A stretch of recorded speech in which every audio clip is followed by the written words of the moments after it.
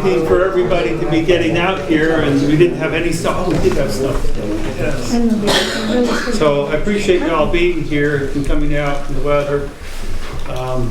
We have some serious business to attend to this evening, and I'd like to call this public hearing to order. Members of the planning board, the regular members are all present. Sarah Kimball, Kathleen Dougherty, say that right? Yes, I did. Yep. Scott Badger, Chris McIntyre, David Campbell, and the fellow who I skipped is Alan Huntley, and Huntley Allen, excuse me, and he's our alternate, and you will not be voting this evening if we have any votes. Missing is Dick Bennett, who is our selectman's representative. The purpose of our meeting this evening is to talk about short-term rentals. Many of you have involvement with short-term rentals one way or another. Either you do them, you don't like them, you know of them, you have neighbors that do them.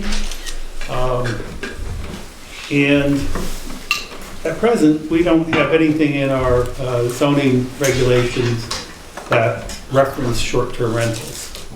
I think most of you who weren't familiar with them know that. And if you are interested in maintaining your home as a short-term rental opportunity, this is a critical evening for you to be here. If you don't like short-term rentals, it's a good thing that you're here as well, because we'd like to hear from you. This is a public hearing. We're here to listen for the most part, and we're going to talk through about what we have proposed, and also between the time we posted and now, we haven't just stopped dead in the water. We didn't say, oh yeah, we're done. We have heard from a number of people between the time we did that and tonight, and we looked at all their concerns and said, can we do better? And we thought we could do better. So to the extent we have, and we will also make you aware of the changes that we're considering, and which will require a second public hearing. So you'll have an opportunity to have another shot at making comments beyond this evening. If you don't hear what you like this evening, you're going to get another shot to look at this and talk about it, or to listen and then respond, react to what changes we've considered. Scott. Scott Badger has been doing a lot of the legwork with Peter Malia, and I have to say that he's been our front man, if you will, and he's allowed me to participate in that. And I think I would like to just start off briefly, if I can, with understanding why we're here. And that is that we really do want to preserve the traditional character of Jackson. And as we've stated in our purpose, that you have had copies available to you in the posting. We want to preserve the quality and quantity of the housing stock in town. And we want to ensure safety. Bottom line, if someone's doing a short-term rental and they're doing it in such a way that really confounds expectations of how homes be used, that's not safe.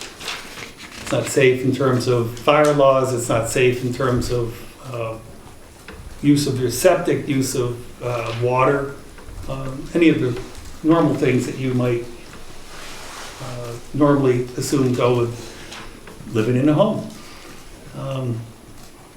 But on the other side, I think we also don't want to be in a position where, for example, we've seen other communities say, we want to just eliminate short-term rentals. That was an option of us looking at and saying, we really just shouldn't do them at all. And there is a community that has done that in New Hampshire, and it's been upheld in the courts. But I don't think that's what we want. It doesn't fit with where we've been for the last 100 years as a community that is tourist focused. Many of the homes here have been rented one way or another for decades. And so I don't think we as a board feel, one, that you would tolerate that. And also, I don't think that's what we would like ourselves, as we're all residents, homeowners here in town.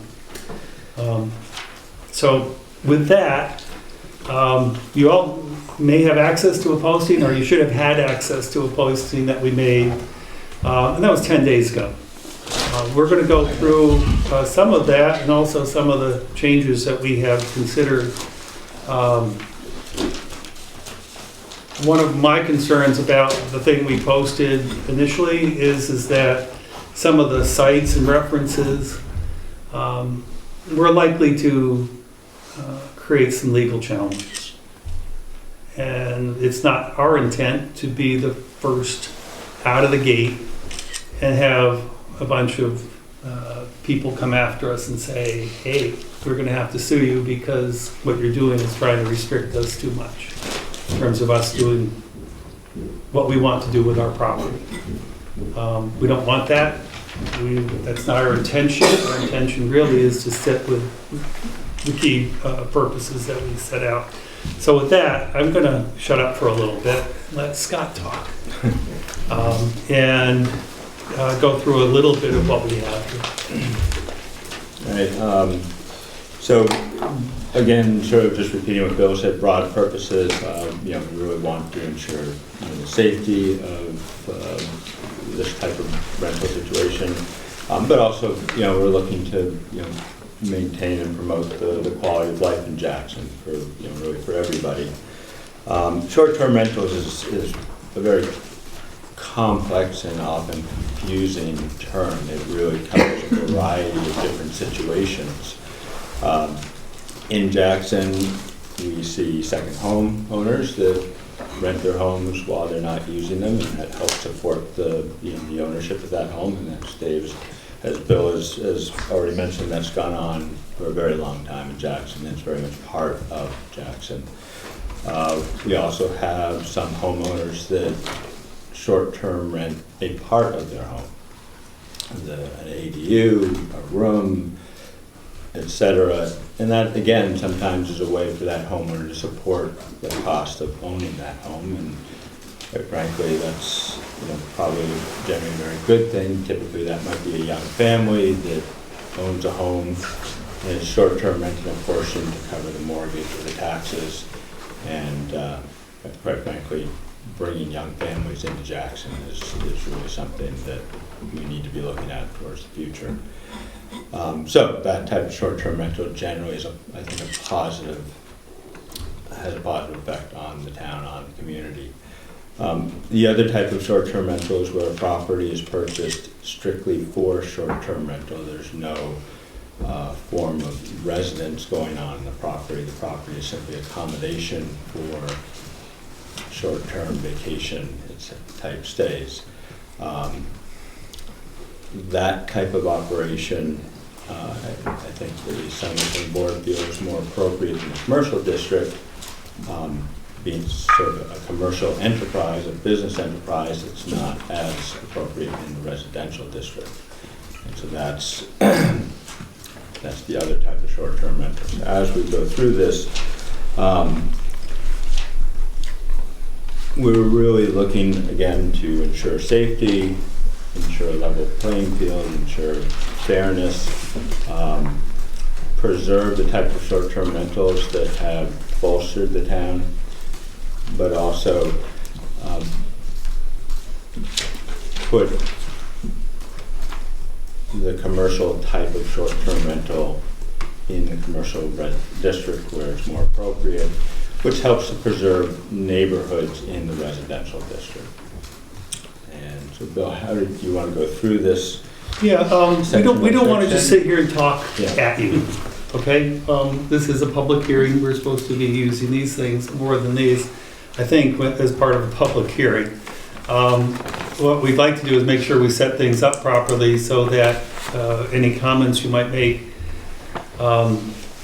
if we anticipated a comment, for example, we'd like to at least let you know that we did first. And I think it makes sense for us to kind of go through each of the sections, each by each, and then talk about what we have, what changes we've considered making, and then open up for a discussion on that particular part of the section. And I think that will work best for us. Hopefully we'll get through it reasonably in a timely fashion so folks can go home and have dinner if they haven't, or at least get to bed early enough this evening. I think the opening one, the definition of a short-term rental, I think is really not something we've created. It's been established based on what the expectation is by the state, what a short-term rental is. We didn't come up with a new definition for them. And basically it's that dwelling unit where it stays between 1 and 30 consecutive nights. Anything over 30 consecutive nights, it's a long-term rental.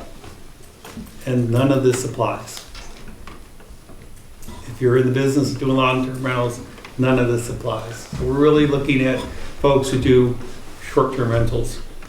The purpose, I think we've already gone through. And I'm not opening the first one for discussion because the definition is not something that is in question. On the purpose, I think that's what we basically set out is for safety, the housing stock is, and as I said earlier, trying to maintain the traditional character of residential neighborhoods. I can open that up if someone would like to make a comment. Please identify yourself. Edith Houlihan. I have a question concerning the safety of short-term tenants. And my question is, do we currently inspect for long-term tenants? We do no inspections currently, and we'll talk a little bit about inspections. The posting right now, we'll get into inspections in more detail. My general comment to that is that regardless of which inspections you decide to keep and not keep, is we're putting an awful lot of making sure the short-term tenants are safe. But going back to the quality of Jackson, we have young families that are renting long-term, and they could be in places that have refrigerators that are plugged in with an extension cord, windows that don't properly open. So I think we need to back up and say we need to protect our Jackson residents before we create more work for our building inspector, fire inspector. Okay. That's a comment. Thank you. If we can leave inspections off the table for the moment, because I'll tell you right now, we are going to eliminate inspections. All right, I just messed it up everybody's head, but we're eliminating the inspections from what we are going to do going forward. Your name, please. Becky Armstrong, Jackson. You said the quality of the housing stock, is that when you, in that piece? Quality and quantity, yeah. Quality and quantity, I have something, just an observation that I have a log cabin on Ridge Road in Jackson. And there's probably, I count, 30 or so houses on that road. Out of all those houses on that road, there are probably 3 that are full-time residents. There are 2 that do rentals, and every single other house is empty all the time. Mhm. They barely ever drive in the driveway.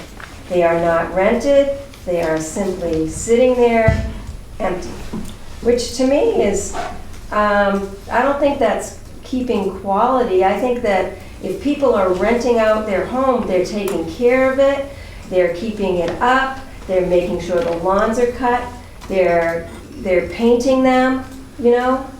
We agree. And all the other houses are just sitting there with snow loading on their roofs. Yeah, I agree. I'd like to say one thing, though. Our focus this evening is on short-term rentals. We are not here to open up, it's not like a constitutional convention where we're going to try to fix every single issue that is part of what is not right with Jackson Housing.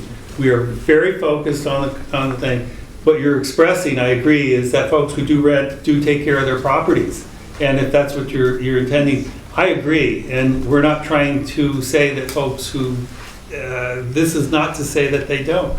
In fact, that the statement says that we are trying to preserve the quality. If we said we were going to eliminate short-term rentals from the possibility, I think we would be doing a disservice to the town, and exactly the way you're referencing.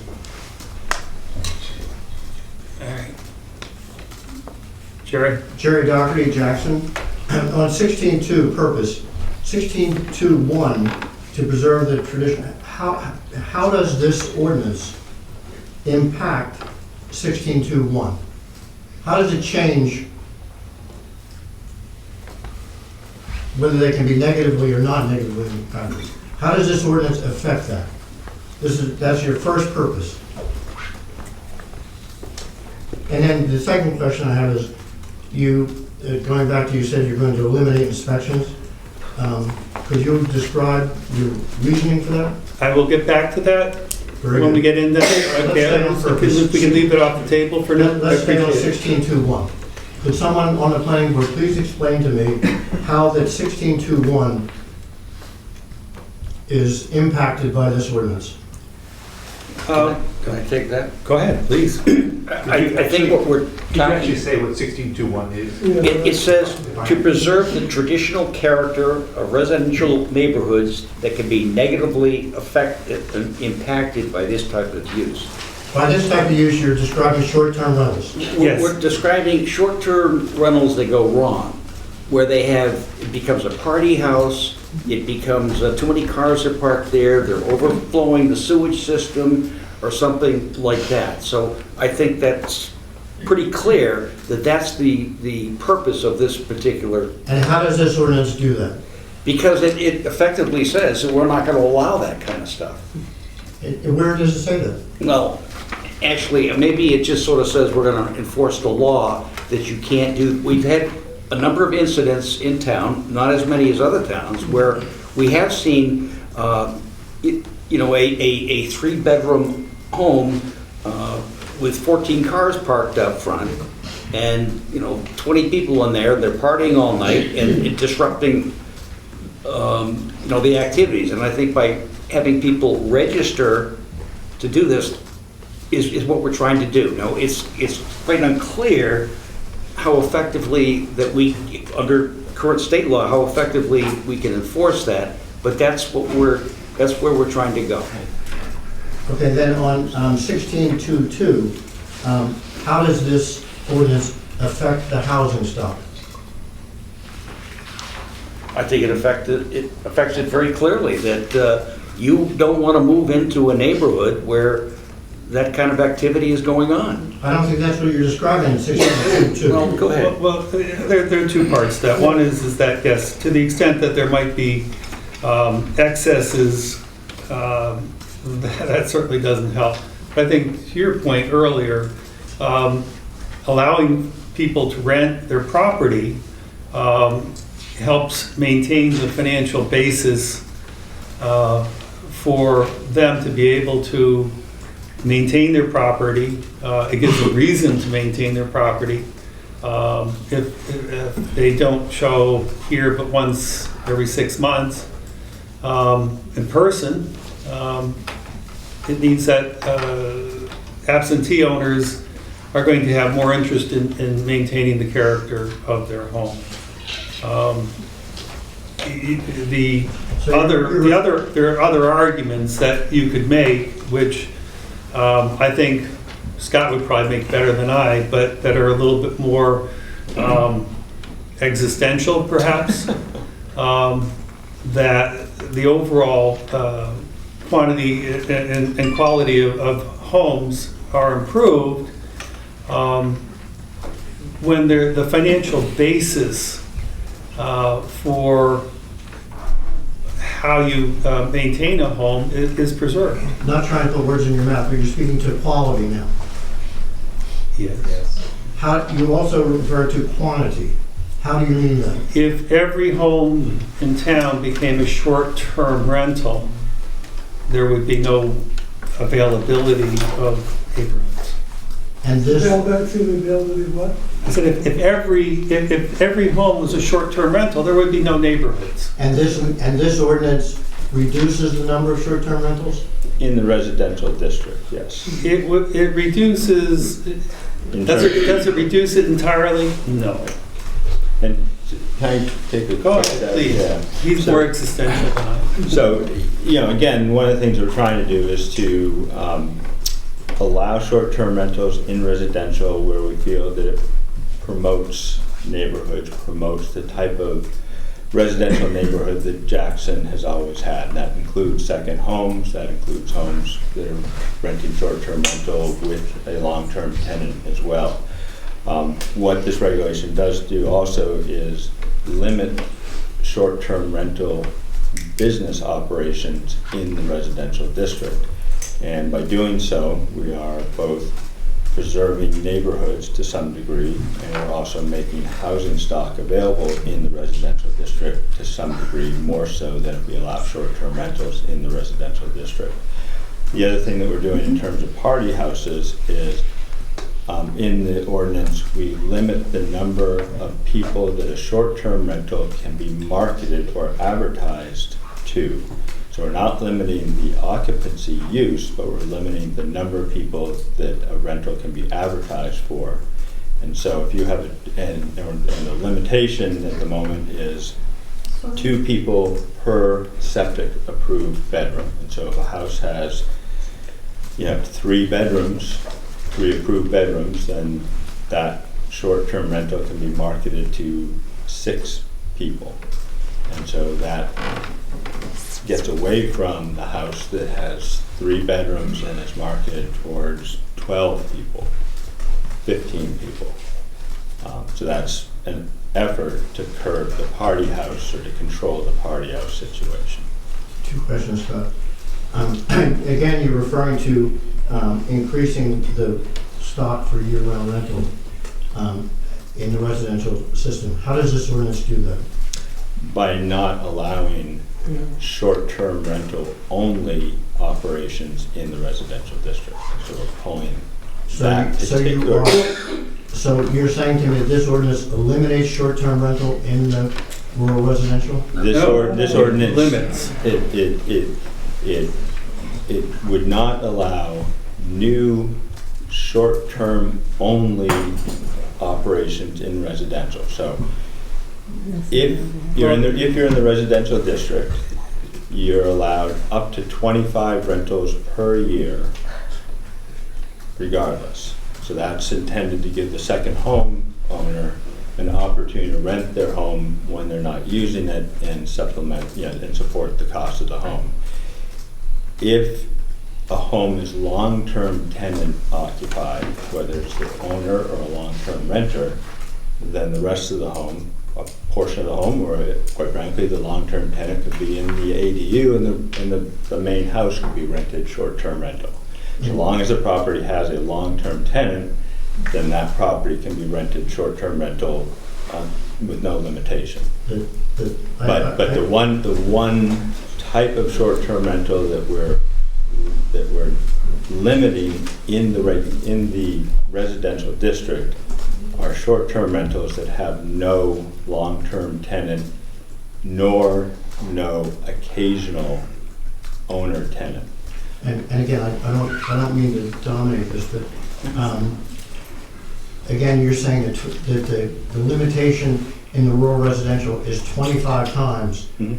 of rental, and you believe that by limiting that to 25 times, that will increase the stock for long-term rental, like year-round rentals? We believe that someone that's looking to purchase a property strictly as an investment, as a short-term rental business operation, 25 rentals will not be enough rentals to support that type of Now, investment. you mean 25 separate rentals, so in other words, it could be 25 weeks Correct, of rentals. that's correct. It could be the whole year. I mean, it could be if 25 2-week rentals. Why 25? Yeah, exactly. It's a, Arbitrary number. it is an arbitrary number, but I would say that, you know, for the intent, it probably would need to be somewhere south of, say, 35.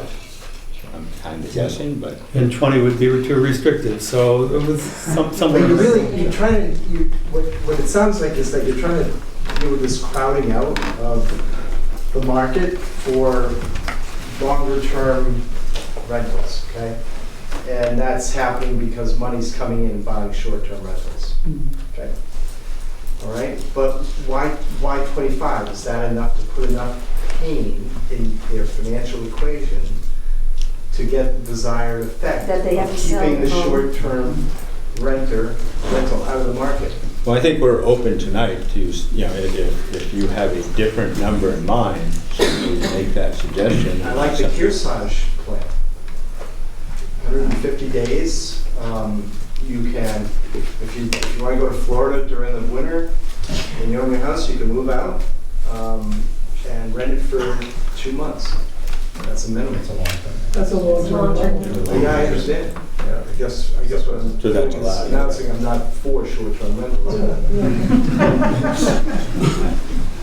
Okay, I think we'll have one more comment, and I'd like to move on, because this is basically, purpose idea is really to say, hey, we're doing this because we don't have any regulations right now. And we're trying to move from no regulations to some regulations so that everyone can have at least some standing.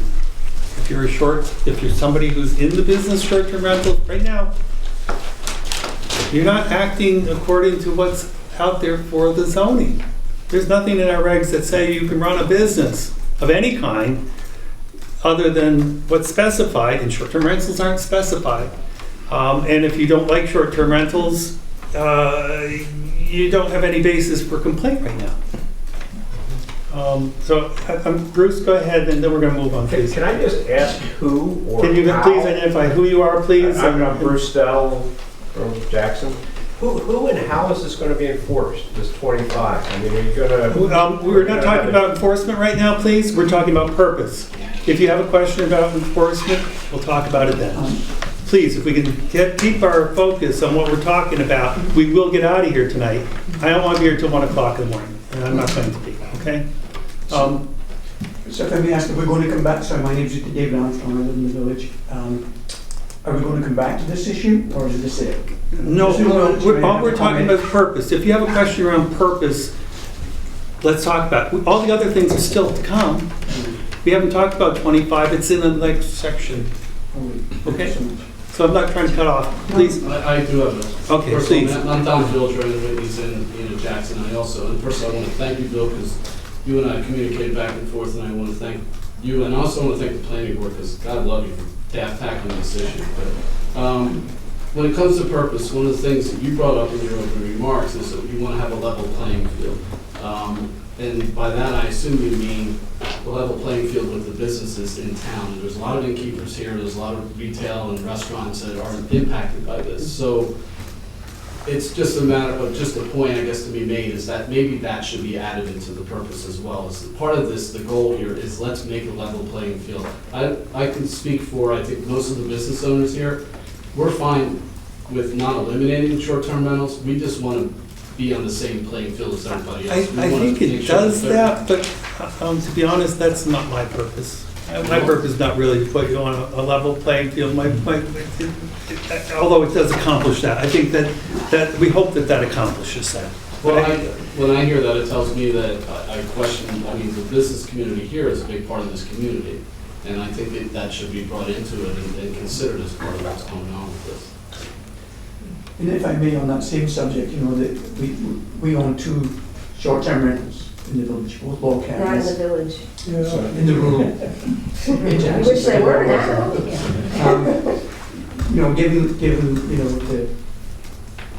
the financial impact, that you know, the contribution that they make to the businesses in Jackson is not measured in thousands of dollars a year. I can assure you, from the 2 cabins that I own, it's tens of thousands per year. I'm quite happy to share my guest book with anybody that wants to read it, and share their views on all the Valley Originals, all the restaurants they go to, all the, so that financial impact as it relates to local businesses, always taken into account, and we may cut that in half, because we're doing far more than 25. Mention grandfather. Yep. We don't really know. We don't know. But to quiet young families that come here to ski, that come here to go to Storyland, that we send to all of the restaurants in the village, that come here to ride the sleigh. I've got some people that are going tomorrow night to ride the sleighs. Believe me, you're gonna lose a lot of local income. I know that might not matter to you, but it's a big deal. It's a bit like telling Dawn, instead of serving 100 plates of food a night, the town's decided we're going to cut it down to 50 to encourage people to stay home to eat. I just don't see the logic. That's a bad analogy. All right, I have some comments on purpose. If I could kindly. all right, I'm gonna take 2 more comments and then we're gonna shut down, please. Okay. Wait a minute, okay, your hand was up first, so please, yes. Me, Yes. Bob Kantak, I reside in Jackson. Just a little clarification, isn't there a zoning in the residential zone? There is an exception for owner-occupied B&Bs, country inns, and things like that. And that's always been in place for a long time. So it seems to me we're dealing with that investment class which never spends a night in the place, not at all. And it's not just safety of the people that are renting it, but it's just peace and quiet, disturbing the peace, people's property rights in the residential zone to quiet enjoyment that I'm concerned about. You folks, I believe, live here full-time, don't you? Yes, we do. So you supervise your And we rentals? meet them all, Every single we day. vet them all. You supervise your Right. rentals. I think the reason we're here tonight is that you get these people just picking up these houses, never set foot in it. I mean, yes, they may fix it up and all that, but, you know, they don't deal with the noise and everything else. It doesn't necessarily happen with every renter, but I think the reason we're here tonight is that it's happened enough times that it's a problem, so that they're creating lodging establishments in a residential zone, and it's not in any way owner-occupied or owner-supervised, which I think you guys would call it for. I'll be brief. In terms of Name, please. Scott Kudrick, I have some residents in Jackson. In terms of purpose, I think we've all established, it's been happening for generations. There's a flexible housing that, we attract tourists with attractive housing. Flexible housing provides homeowners an opportunity to hold homes in tough economic times, brings additional sources to capital to the town that and otherwise houses wouldn't have been developed. I've built a house in town that I wouldn't have developed otherwise. I've restored 2 neglected vacant properties for several years that wouldn't have been developed otherwise. So that's an example. I brought outside capital to the town, which is a good thing. So in terms of purpose, provides homeowners an opportunity to offset the cost. We talked about second home ownership, helps support real estate values for everyone in here that owns real estate. Do you want to give up 10% of your own value on your own property? M&R taxes, we haven't discussed them, we will, but there's, studies on that, in the summertime on Airbnb alone, it was $90,000. According to the 2016 master plan, it says these goals, policy, objectives result careful review, and it goes into background studies and so forth. There's 4 key points. So I bring them up because it talks about purpose. The wish to keep regulations simple and not cumbersome. I forgot to mention too that that these went through studies and background studies. It says 2, the desire to keep the town looking as traditionally as it has while permitting a diversity of housing opportunities. 3, a need to maintain a vitality and viability of the local economy, which is largely based on tourism. 4, the expectation that Jackson will continue to be a resort community. Further, it talks about the economic goal. Support the present tourist-based economy while encouraging diversification and maintain economic health throughout the development of low-impact, small-scale businesses. Policy, diversification of the economy in a manner compatible with Jackson's identification as both a resort community and traditional New Hampshire village shall be encouraged. 2 objectives, support the marketing efforts of Jackson Area Chamber of Commerce, assisting tourism, and 2, encourage establish compatible home-based businesses, which some of these rentals are. In that study, in 2014, there was 978 housing units. 554 are identified as seasonal, recreational, occasional use. That's 57% of the housing stock. There's a silent majority that's not in this room that owns real estate here that cannot comment on this. 363 are owner occupied. That's 37% of the real estate. There was 81 rentals back in 2014, which is 8%, averaging 1,000 a month. Since then, 23 units have come on place with Dana Place. So they bought 100 units. We don't know what the number is on short term, but it's estimated there was 100 in the summer on Airbnb. So when I look at the diversification, that's 10% of the housing units. It's only 18% of the seasonal properties used, and it's $1 million was generated just over the summer months alone for the town, of the residents that own real estate in that town. Significant dollars to the people that are in it, just in the summer. Couple other things, median age is 60 in the town. Population hasn't really changed since 2000. Short-term rentals have been, the studies that support that. In 2007, there was 459 employed residents. 2017 is 346. Unemployment hasn't changed, so what's that say? People are retiring here. I think you're going well beyond the purpose. So I just wanted, for the purpose, I appreciate what you're saying. I think what I hear you saying is that we could put about 5 or 6 more items in here. We would all agree that we probably ought to be looking to do some of the things that we're going to be talking about. Can I make just one suggestion? Maybe talk, when you're trying to make up these articles, how about talk to some of the people that own these properties and maybe get a little input from us? We have. And We own Jackson Cabin Rentals LLC, and no one's approached us, and we live right here in the village. Our meetings are scheduled. Okay. We've been working on this for. we've been working on this for the last 5 months. We've had 12 meetings on this. You have not I attended have one. not attended, you're right, and that's. I'm sorry. Yeah. You know, That's what your we're doing now. opportunity is- That's exactly what we're That's what a doing now. public hearing's for, Right. though, is to give you the opportunity for folks who have not reached out to us previously. There are people in this room I have talked to either on the phone, I've done emails, and I've tried to address some of the issues they have. Level playing field done is a really good example of what we have heard from individuals who are in the business, Yeah. either on the inside or on the short-term rental side, saying, what should be and shouldn't be in what we're doing. And so we have heard from a lot of different places. We've also heard from folks who say we should ban them entirely.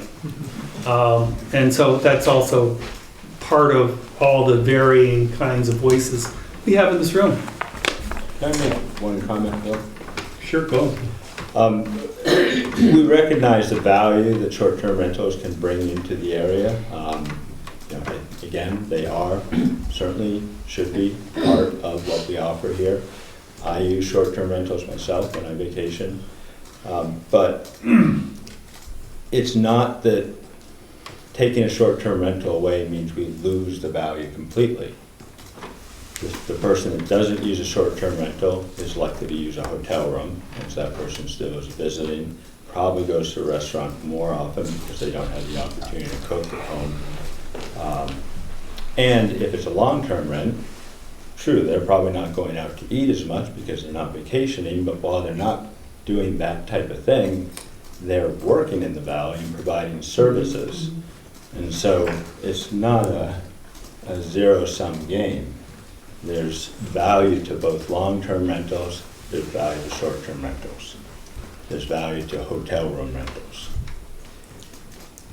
All right, Can I just make, my name is Gary Floyd, and I live here in Jackson. I own the Christmas Farm Inn and Spa. And one of the things that you mentioned a couple of times at the table is to, enable homeowners to earn money so they can maintain the property. And I presume for the most part, most of the rentals are not owner occupied, where they rent a room, they're not living there, they buy it as an investment to make money. As an LLC, or I have an LLC, we're a business, we pay commercial tax, and we're zoned accordingly. And one of the purposes, what I read in your purpose, is to preserve the residential quality of the residential areas, and that is different than having a business and a commercial enterprise to do that. And I think that is something that is a key part of the purpose is it residential or is it commercial? And I think if it's commercial, then we should deal it with as a commercial enterprise. And if it's residential, then you have another, you don't have to do anything because we have our residential ordinances already. and yet we have a very long-standing and a very strong message from the state of New Hampshire that home rentals are part of what is going to happen, will continue to happen in the state of New Hampshire, and that we as a community are restrained. We either have to say none at all, and if what you're suggesting is that you consider these businesses, then we would have to go in and say, you're out of business. And there's probably other folks in the room that are out of business. And you're gonna put them out of business. Will you change ordinances? No, that would be out of business. It would be out of business. That's not what we want to do. That's not what we want to do. That changes the whole economic focus of how people are currently invested in this community. And what we're trying to do is retain as much of that as we can and keep as much of what we have in as good a fashion as we can. And we're trying to thread the needle here. We're trying to say, for lodging establishments, yeah, okay, maybe you're losing a little bit of business, but you've been losing a little bit of business for years and years and years and years. You're not losing, I don't know, maybe you're losing more than you have before. I don't know the answer. I'm not an economist on that, and I don't have the data. On the other hand, folks who are doing this to the extent that it allows them to maintain their home, maybe perhaps maintaining homes in better fashion. You mentioned you maintaining a home in a better fashion than what it was when you found it. That's good for everybody. So we have a lot of different perspectives here. And as a planning board, we're trying to look at it and say, what's going to do the best for most of the folks that are here? And that's what we're trying to do. Are we going to be perfect at this? No. And are we going to satisfy everybody in the room? God help us. I don't think that's going to happen. But can we come close to making it so that everyone gets a little bit of something that they want and need in order for us to move forward? And I think that's what we're trying to accomplish. So if we can move on, please, because otherwise we're going to be here till 2 o'clock, and I'm not going to be here till 2 o'clock. All right, application procedure, and we've moved on from where posting has been. But let me go through that. Short-term rentals are permitted in all. We're saying that short-term rentals are permitted in all zoning districts by a conditional use permit. The use of a conditional use permit is something that's been authorized, and we have been advised by the New Hampshire Municipal Association that we are allowed to use a conditional use permit in order to regulate short-term rentals. We didn't make that up. We didn't come up with it, pull it from thin air. This is something that we have been advised we are able to do that. And It's authorized by an RSA, God knows what that is, pursuant to the following guidelines and requirements. What we actually ask for in the conditional use permit is something that we've created, all right? The actual requirements of the conditional use permit are something that we can create. Jerry, I'm not going to recognize you, and I'm going to not do that because each time you do, you want to call us up on a particular RSA as to whether it's applicable or not. We do not need legal advice from you, please. I'm not asking, Bill, that's quite unfair, is to not recognize it. Please, go ahead. I've been trying to talk and offer this out without comment first, and if you could appreciate and give me the I opportunity waited to for you do to that. finish that first section. I haven't finished the first sentence, thank you very much. You finished 16.3.1. That's what I want to refer to. All right, go ahead. Please identify yourself. Jerry Doherty Jackson. Thank you.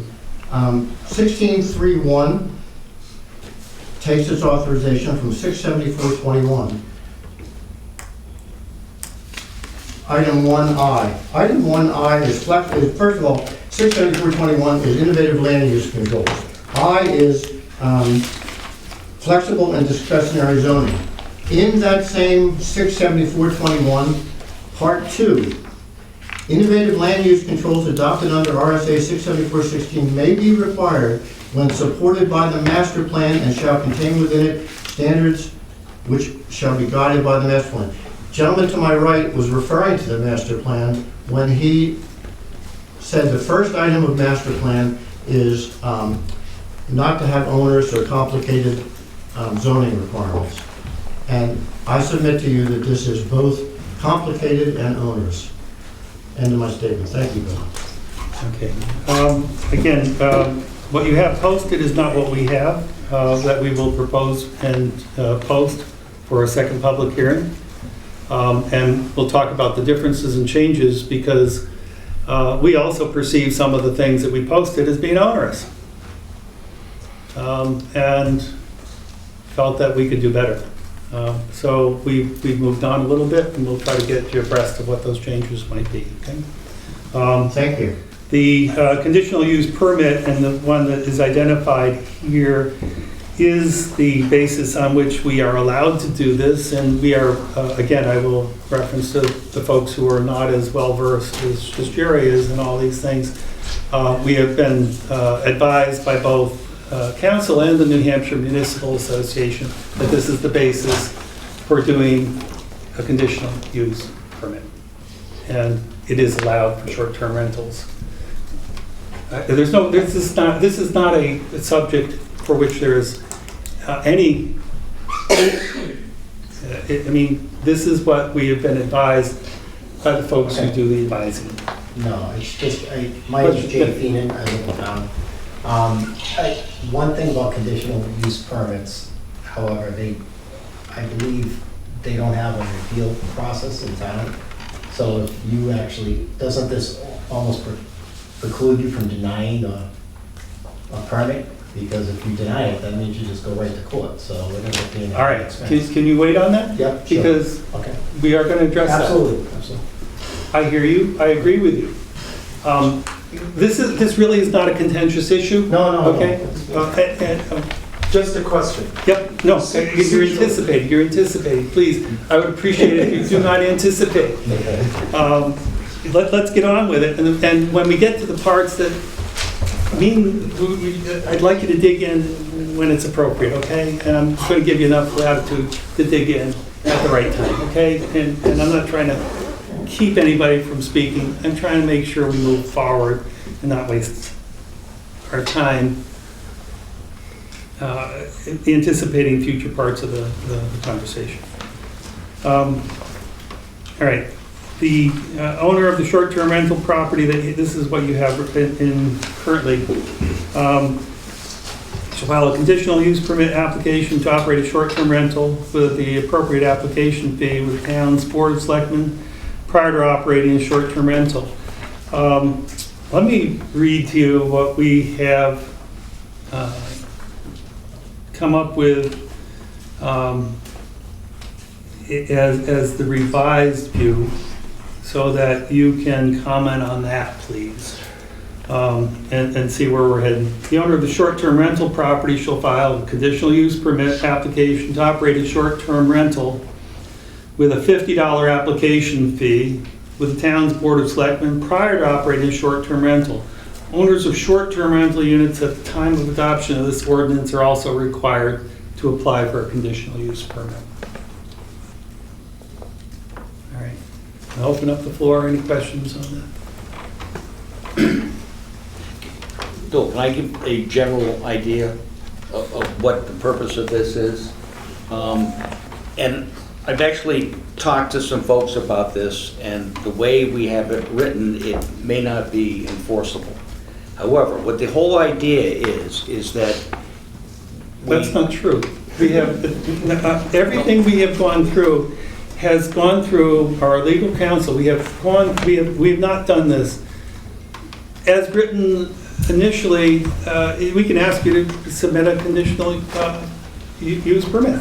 If we're establishing that, we can do that. Well, the purpose of this is to allow somebody to start a business by just putting out a conditional permit, and then we'll go through an approval process, but they don't have to wait for the approval process to be in business. That's the idea. And I'll take this off the table, Bill, but I've had some other opinions on this as to how it might be enforced or not enforced. But that's the idea, so that if we say we're going to do an inspection on your property, you do the conditional permit, you're open for business, you don't have to wait 6 months to get an approval. At the end of 6 months, it may be that you don't pass the approval process, but that's the idea of it. I'm a little bit frustrated simply because some of the things you're referencing, we've already moved on from. And they'll be much more clear as we go through these. This is just simply saying, yes, we're going to, in order to make this work, in order to enable a short-term rental process, we have to have a conditional use permit. And that's an application, it's a $50 fee, that's to cover whatever clerical costs it may have. What it doesn't cover, and which we initially assumed in the posting that you looked at, that there was going to be an inspection process. And that would have, if we did that, there was going to be an inspection process, the fee probably would have been closer to $250, which we feel is somewhat onerous. Who wants to have to pay $250 to apply for something that you're already doing? $50, it may or may not cover the exact cost of what it's going to cost for us to have, process one application. But it should cover something. It's something. We pay a lot more to register a vehicle. For the clerical cost.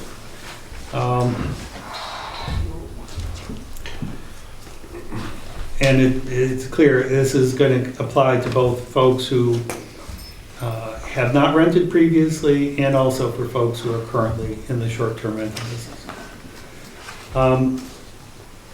Where things kind of change here compared to the posting, let's kind of go to 16.3.3. I'll read it. Upon receipt of an application for short-term rental conditional use permit, the Board of Selectmen shall forward the application to the Jackson Planning Board.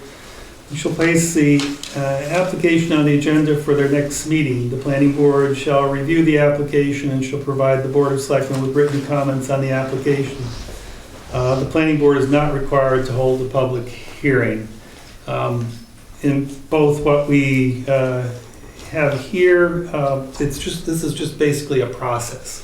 There are two ways you can do a conditional use permit. You can either have the selectmen be the administrators, or you can have the planning board be the administrators. We're choosing to have the select folks be the administrators. All right, and that's all this specifies. It says they're the administrators, In order for that to happen, they have to then give something to the planning board, and then it goes back. And so I'm not going to take any comments on that one, because this is really just procedure. Okay? I'm not going to take any comments, this is simply procedure. I object. It is procedure. We have identified that in terms of, we have both New Hampshire Municipal Association, legal counsel have identified that this is this procedure that is appropriate for how you make use of a conditional use permit. It is being used in other communities in this fashion. I don't know what the question is. The question refers to that. Jerry, go ahead. Senate Bill, Please identify Jerry yourself. Doherty Jackson, Senate Bill 458 is under consideration in the Senate right now to deal with short-term rentals.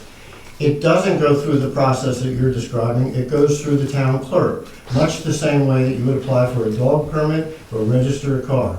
It's a simpler process. The state is working on it now.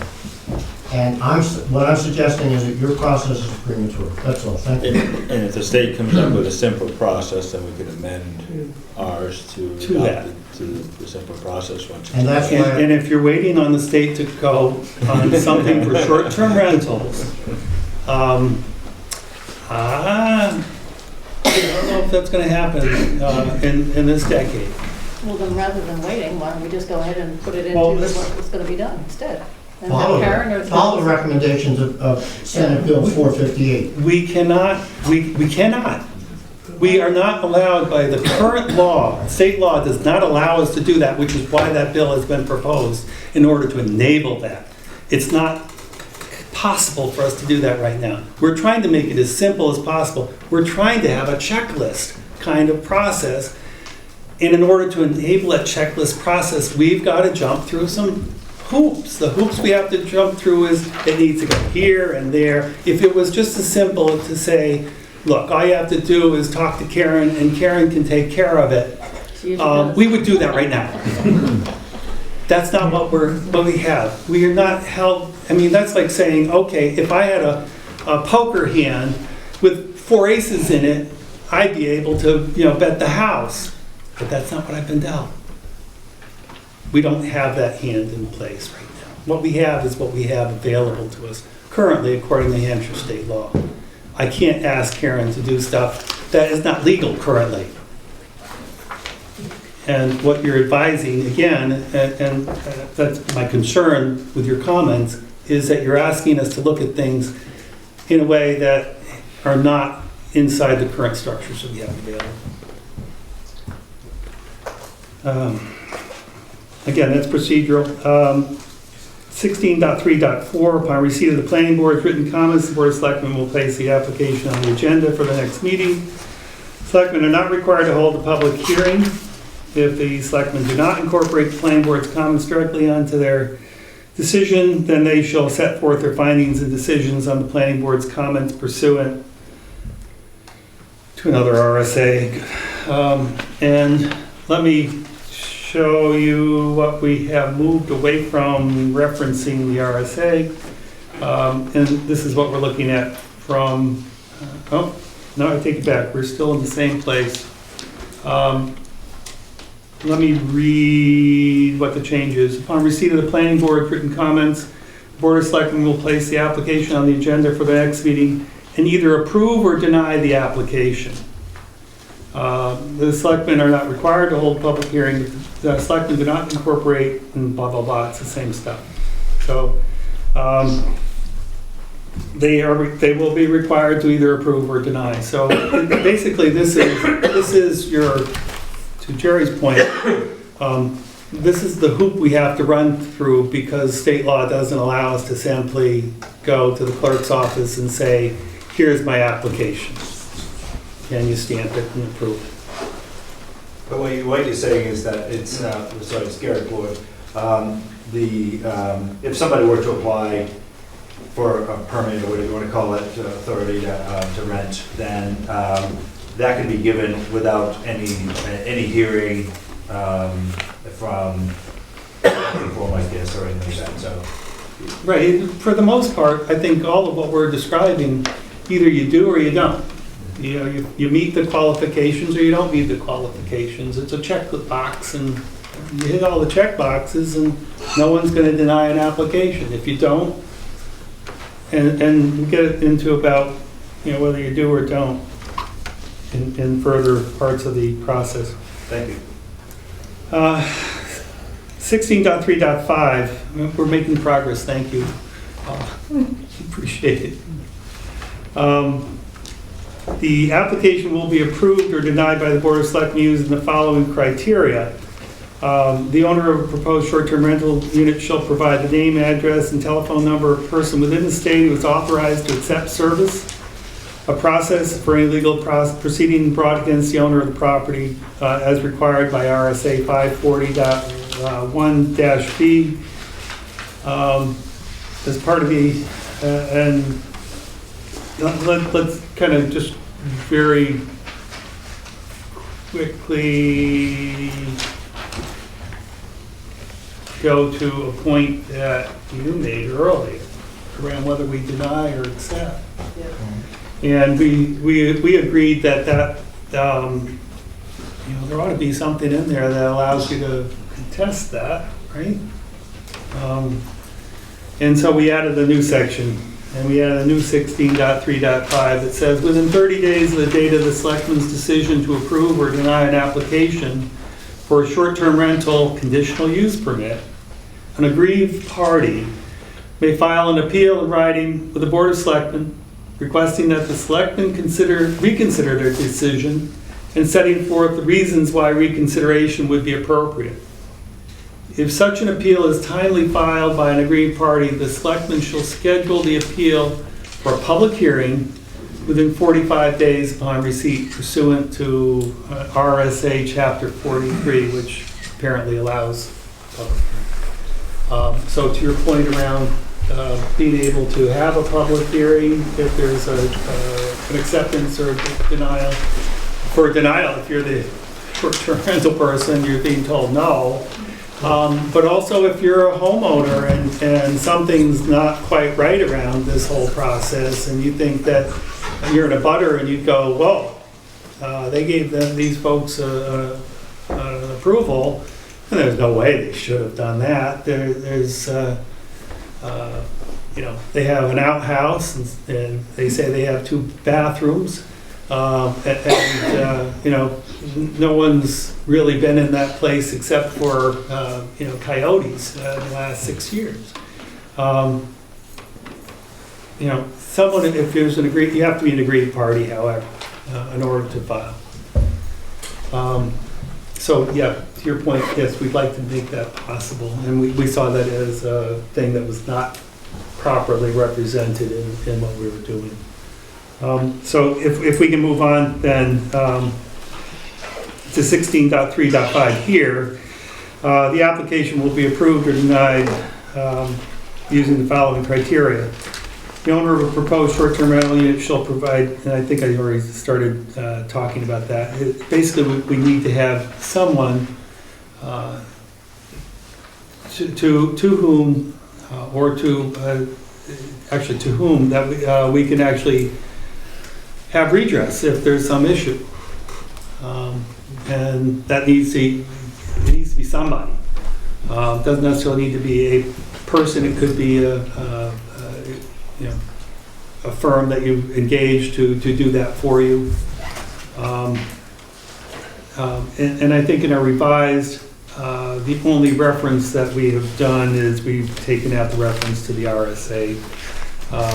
We're not going to rely on the RSA for that requirement. Basically, we're going to need somebody to contact. We want to contact. I mean, that makes pretty basic stuff. You need somebody to contact if you have a problem, and we'd like to have that on the permit. As part of the application process, and this is where we really make some shift away, and we'll have some discussion, please. As part of the application process, the dwelling unit is defined in section 3 of this ordinance, must pass a joint inspection by the fire department and the building inspector, which shall include the following. Let me read what our revised is on that, because it'll change the conversation. As part of the application process, the owner of the short-term rental unit must sign an affidavit which will certify the following. No inspection. No inspection. We're not going to assume people have problems with their units up front. We're not going to say, yeah, we're going to create some unreasonable inspection of the property. However, we're going to have somebody say, you sign an affidavit, that's a legal document.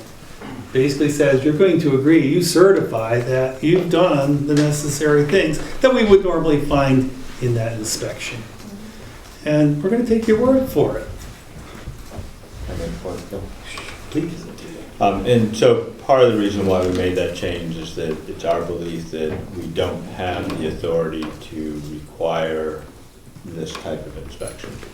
And so, you know, I think you would think that it might be appropriate to ensure safety, but it's simply the case. Whether or not we want to do inspections, we simply don't have the authority to do it. And that was one of our opportunities for a legal challenge. And we wish to avoid a legal challenge to what we're trying to do. Why set ourselves up as a community for an opportunity for a legal challenge if we can accomplish the same objective by asking for an affidavit? So, what the as we're talking about a commercial enterprise to make money and have some gain from it, you know, as a business, apparently you do have the authority, you know, or the town does, to inspect. They do, us, because yes. we have a fire inspection by the fire chief and fire inspector every year. We have a sprinkler system test. We have a alarm system test. We have our extinguishers and everything else, you know, tested and serviced. It goes on. We do a quarterly water test because people from the public are going to be drinking our water. It's not private use anymore. When you sell it, Yep. it's a public use. So, you know, we have quarterly water test. We, with all this stuff, plus we are taxed commercially. Mhm.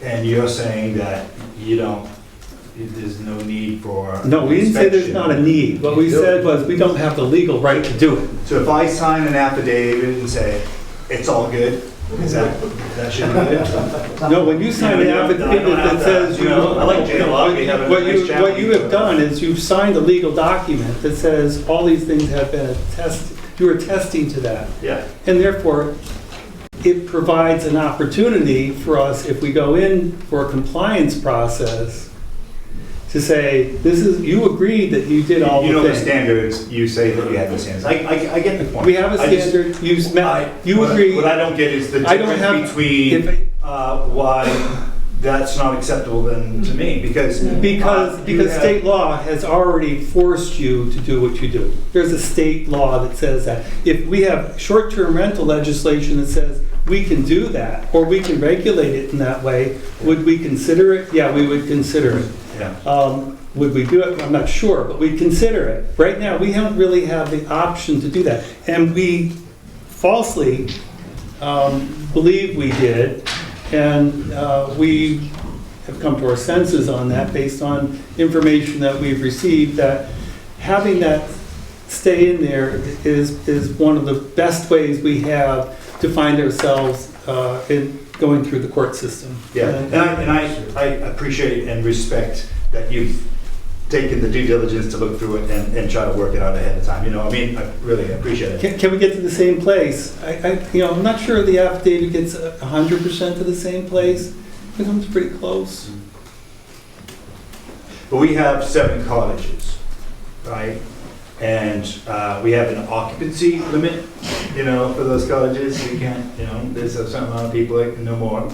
And what's the difference between those cottages and a cabin or a house that's rented on the side? I have no idea, to be honest. Bugger all. Hi, Please. Debbie Holcomb. I'm sure people must know this. Please, I just- okay, Debbie are Holcomb, you? resident, Okay. Jackson. I'm sure people know this, but But on my short-term rental, in order for me to renew my insurance, I have to pass inspection standards. So I'm already knowledgeably assured that my house is safe by them coming and inspecting the house and making sure it's meeting standards. Yes. I'm sure other short-term rentals must have to. Absolutely. Yeah. So again, we pulled it. I figured you knew, but I just wanted to bring We it up. pulled this, we're really trying to say, here are the standards that we can, and we'll go through the standards that we've said that we would like to have. But we're going to not do the process of charging a couple $100 to have somebody from town go through and do this thing that, if you're gonna say you did it, you did it. If it's not the case, then there's a process around that too as well. Yeah, just small point. Okay, Can you please. ask for the insurance Identify, certificate? please identify. Jack Tracy, resident. Can you ask for an insurance certificate? My understanding is that we can't do that. That's my understanding. I don't know if we can or can't, but that's my understanding. Because if We you're can looking follow for up on that. We can follow up on that? then it's worth making the call, yeah. What's that? Yep. It'd be nice to hear from Kevin, we- seeing we I'm sorry. do pay him to be a code enforcement. Yeah, definitely. I'd like to hear what Check- Kevin has wait, to whoa. say. Okay, I'll get you once more, and then Kevin, please, after. Yes. Jay Feenan, I just want to make a comment that's interesting to me. I own a number of properties. I do own 2 short-term rentals, one in the valley, one down the Cape, but I own more long-term rentals than that, and I live in town. And my desire is not to even have a short-term rental. But the thing is, that's different, that drives me nuts when I read the paper and everything, is that New Hampshire, if you rent your house for Mass Vacation Week and Christmas week, and you go someplace, because you're not gonna be here, you are a short-term rental, and you pay taxes from day one on for, the meal and room tax. Yeah, meals and room tax. Which is different than the IRS, it's different than Massachusetts, where, you could rent it a couple of weeks, these high weeks, and help pay down your taxes. And if you rent 14 days or less, you don't even have to claim that on your income. And you don't pay any taxes on it, meal and room tax. If you do rent it 15 days, then you have to claim it and you have to collect the tax for the room. But, so it's different. So, and I'm just saying this for the business thing. So Yeah, once you rent one day, for every room. no, I know. So what's weird about New Hampshire law to me is that when they explicitly said, okay, we're gonna level the playing field for the rooming and meals tax, they immediately made you a business for renting one day. Technically that's the class rate if you rent one day. So, and so it's hard because in this discussion, you're looking at a town with 60% vacation houses that some people supplement their stuff. And what you're trying to not micromanage, you're trying to actually break it into 3 classes of people. But 2 of them happen to be legally the same. Vacation homes that are rented even one day, and a short-term rental are the same class legally. So I just wanted to put that out there. Yeah, and I think what you're expressing is a concern around the state law. God help us if we could affect state laws here locally, but that's something you need to go to your representative and lobby them, if you will, to make changes on that. We're dealing with the hand that we've been dealt, and we're trying to work that. I'm Kevin Bennett, Jackson Building Inspector. I'd like to make just a comment. The first thing, I don't know what the cost would be because Jay Henry, who's the fire chief, and I'm on salary. So there's enough hours we could do 1 or 2 a week and give them a year, get most of them done. Looking at the houses in town, probably 95% of them, they'd have no problem passing. It's the 5% that I've noticed online that aren't safe. And I hate to say this, but actually 2 of them are death traps because they got bunk beds down in the basement. There's no way out. There's another one that's got a loft that has 2 bedrooms, no egress windows, so you got a fire downstairs, you're not going out the windows. Those are online. There's like 30 pictures of those places online, so it's not like I'm just making this up. And one of the houses I was in. And then someone was talking about an even playing field. We do inspect, all the commercial places for safety, and it's just life and safety stuff. And I think people who want to rent and they want to know that they're in a safe place, I think. And like I said, it's a very small percentage that they're out there, they're not safe. Either decks are falling off, they don't have egress windows, smoke detectors don't work. I think people even signing that, getting back to the permit. I've talked to Jay about this, but I think the minute the town requires a permit, that basically you can make an ordinance so we can do a life and safety thing legally. I don't know what Peter Malley said about that, but. We have been advised that if we put that in, we'll be in the court system.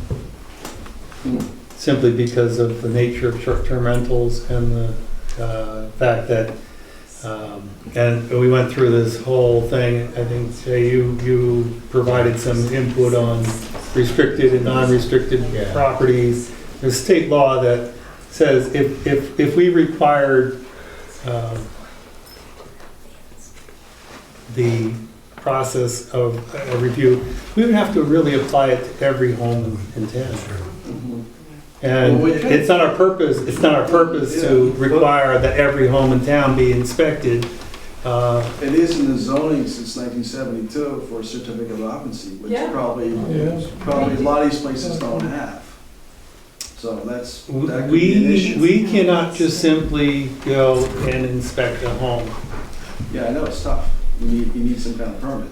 So there's again a difference, go ahead. The difference between a home that is a home and a business that is a commercial. Not according to the state law that we're working with, and that would be the reason why. Well, but that, I understand, but defines it as a business. Yeah. No, I don't disagree with you, but what we're dealing with is, we have state laws that are not keeping with where we're at. Yeah. And so we have to work with the hand we're dealt right now, and trying to stay there.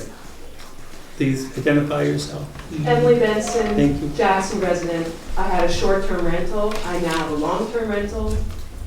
My husband's on the fire department and responding to calls at short-term rentals. And on this affidavit piece that you're going to ask people to just sign off on,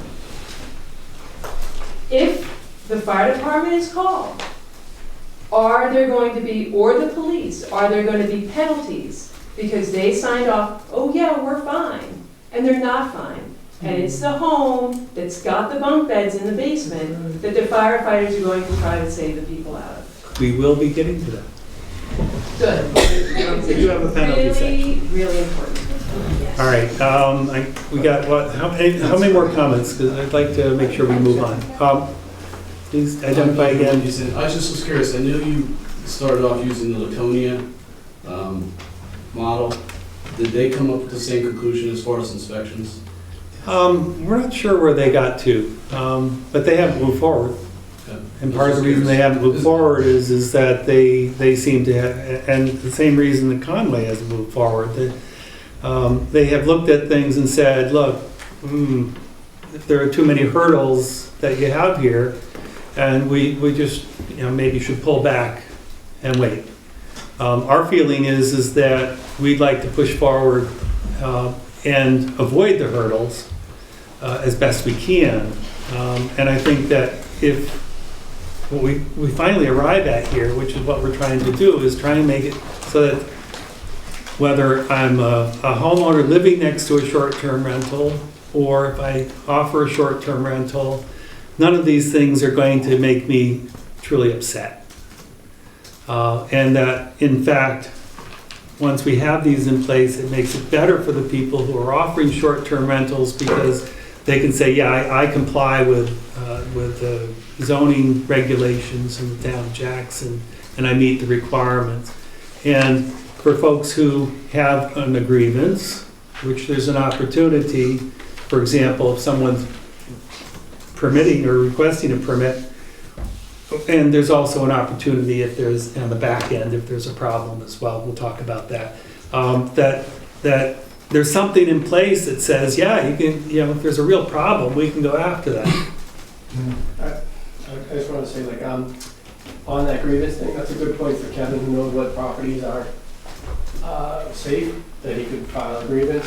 And I think it's been studied, it's been shown in other communities that if you require the homeowner to self-certify, it's a good opportunity to educate them, and they self-certify that they will comply. Like if they have to sign a document that legally binds them responsibility, it'll clean up a lot of what you have to do without him.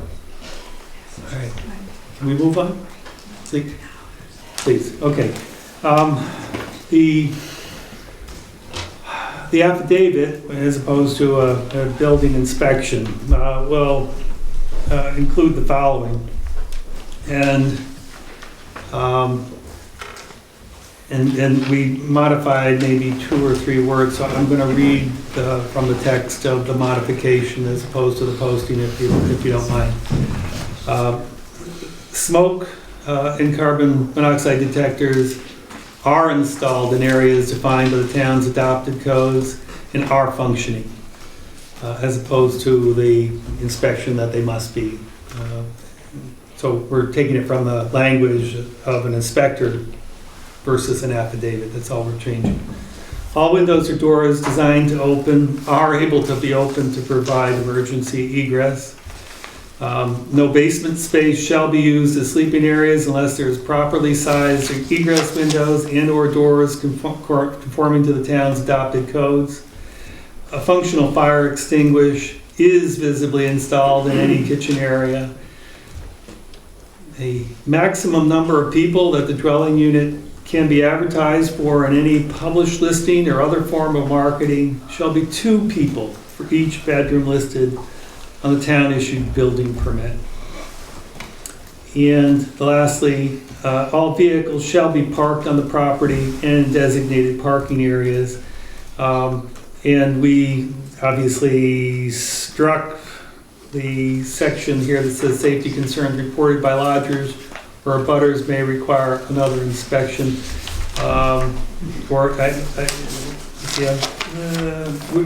We're going to address that in another section. We have a whole other section on that. Right. Just a clarification, please. So each house has a septic plan, and so is it a maximum of 2 people per room, or is it up to the septic allowance? It's 2 people per septic approved bedroom. So if the septic approval approves 2 bedrooms, so it's in alignment with what's approved from the town, the building. As how it's marketed, yes. And it is how it's marketed. In other words, we're saying you can't go and say, I got a 3-bedroom house, sleep 16. Yeah. No, I get it. I just wasn't sure if that was aligned. Okay. I'll just make a comment for consideration is that maximum numbers be modified, or there should be some other type of criteria applied, because not all 2-bedroom houses are alike. Meaning, I've seen occupancies based off the square footage of the house. And how I get to that is that even though everyone likes to concentrate on septic, those are done on average daily flows of water. And in the state of New Hampshire, for instance, solids and so forth, that on a normal house, because of the minimum tank size on a 2-bedroom house is the same as something that's up to 4 bedrooms. So it's in ordinances that I've seen, i.e. a good example is Durham, because they have a book on this because they deal with student housing. They actually have a pretty good chart that actually, and going the opposite way, levels the playing field for houses and hotels, because hotels basically have some type of give in their flow rates because they don't have 100% occupancy. So the worst house for septic, i.e., is a 2, 3, whatever, a full family in a single family home that lives there 365 days a year. So that's the design level of that septic system. So that's my comment. I agree with that. In other communities, they've set habitable rooms based on square footage. They use the fact that the daily flow in inns are less, it's different measured. And if it's a vacation rental that's only occupied 25 or 50% of the year, then it doesn't hit that daily usage. And the septics are designed to have swell. So one quick point, short-term rental occupancy in the valley is in the 60-70% range. Is what? 60-70% range. But when you say square footage, is that for the entire house or per bedroom? There are things, I don't know if New Hampshire State has a rule, I'd have to do some research on it, but you can have a habitable room in other communities that are based on square footage. Like, for example, you have a 2-bedroom and you could have a basement with a walkout where kids could sleep in bunk beds and you could have 2 adults, you got 2 families rent. So one of the concerns is, or considerations that one would ask is, a lot of families come to the town and if you have a 2-bedroom, you have 2 adults that will stay in bedrooms, but you have kids. Or even a 1-bedroom for that matter. A hotel might not be as suitable because you have 2 full-size beds, and if you have 2 adults with 3 children, that's where a 1-bedroom house could be appealing because you could fit 5 people in the house. And if the place is marketed, say you have a 2-bedroom house that's marketed for 4, I think a family could still rent the place and know that they'll have an additional couple of children in those bedrooms. I mean, again, that's sort of why we went. We're not trying to establish a occupancy based on use. We're trying to thread a needle here, and so that's why we're pointing towards marketing and advertising as opposed to actual use. Yeah, I agree with maybe 3 per bedroom or 16 and under don't apply or something like that. In Freeport, Maine, I believe they allow up to 2 children under 12 in addition to 2 adults. Yeah, and to some point, and theirs is an occupancy, not a marketing. Right. And they're enforcing on occupancy. We're not looking at enforcing on occupancy. We're looking at trying to establish a standard for marketing so that folks aren't stating the ability of that. Again, we're trying to make sure that there's not this excess. And you see it, you go out there, it's good for the short-term rental people who do this. You have a property and you say, look, I don't want 12 people in my 2-bedroom home. I don't want that. Right. And so, but my competitor who's down the street's got a 2-bedroom, says sleeps 15. That's not good. What am I to do? This kind of levels the playing field for short-term rental folks to say, look, no one should be able to market their home that has a greater capacity. Y'all be on if you'll excuse, a level playing field relative to how you can market your home. I think that's your benefit, not to your harm. I agree to think that too, so we'll do it. That's all. Just I've been listening for some length, but your overall intent for this is to get things back in the rural residential zone to the way it used to be, where someone owned a second home and they were just trying to raise a little money, perhaps to pay the taxes, maybe to paint the house or something like that, but they weren't really operating it as a business per se. And what I find troubling is with Airbnb, these are lodging businesses that are being imposed in rural residential areas. They are non-owner occupied. I mean, it's already provided that if you occupy your house, you can be doing you can run it like a B&B for probably as many nights as you can, but it's these non-owner occupied. What if the owner lives in the town? What? Is that different? Still a business. If the owner lives, It's still, the owner's there when you look at it, You're doing commerce in a residential zone, and they're trying to accommodate people to the way it used to be, occasional rentals that didn't really jar people's sensibilities. that, that's the reason we're here tonight, is that there've been too many of these Airbnb things, non-owner occupied, that create, nuisances, noise, and everything else that goes with it. There is a statutory ruling on the RSA 48-A1, A-1, that says vacation rental and short-term rentals are residential uses of the property. And I know it's been mentioned under the housing standards, it's a statutory, it's just something that, Right, and when we hear you, yeah, I mean, we hear you. this topic for discussion. Yeah, we've Well, I tried, think they established that earlier on. They said it was allowed under the state law, so I mean, it's not a dispute. But how does one town prohibit short-term rentals altogether? I think you mentioned that some towns succeeded in doing that. Portsmouth did it, but they had to prohibit they had I own a property in Portsmouth, they had a certain rule that specifically stated that it could not be allowed. It doesn't apply to only applies to council.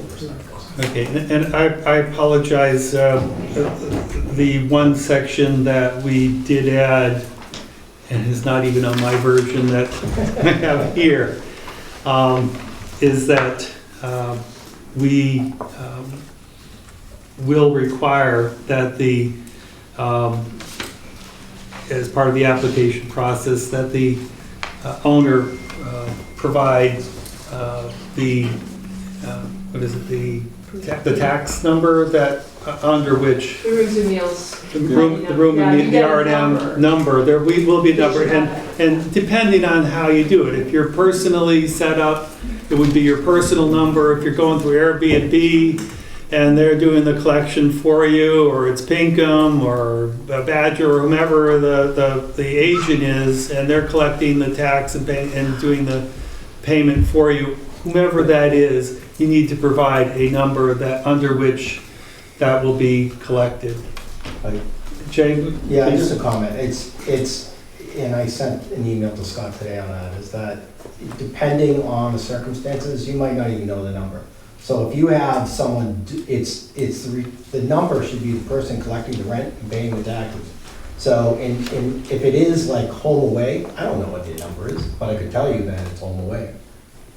Right. So My guess is that they have that number and it's a public data point and they can provide it. Our state of New Hampshire requires you to post that number. Exactly. Right, Yeah. I agree with Or you you. can't do business.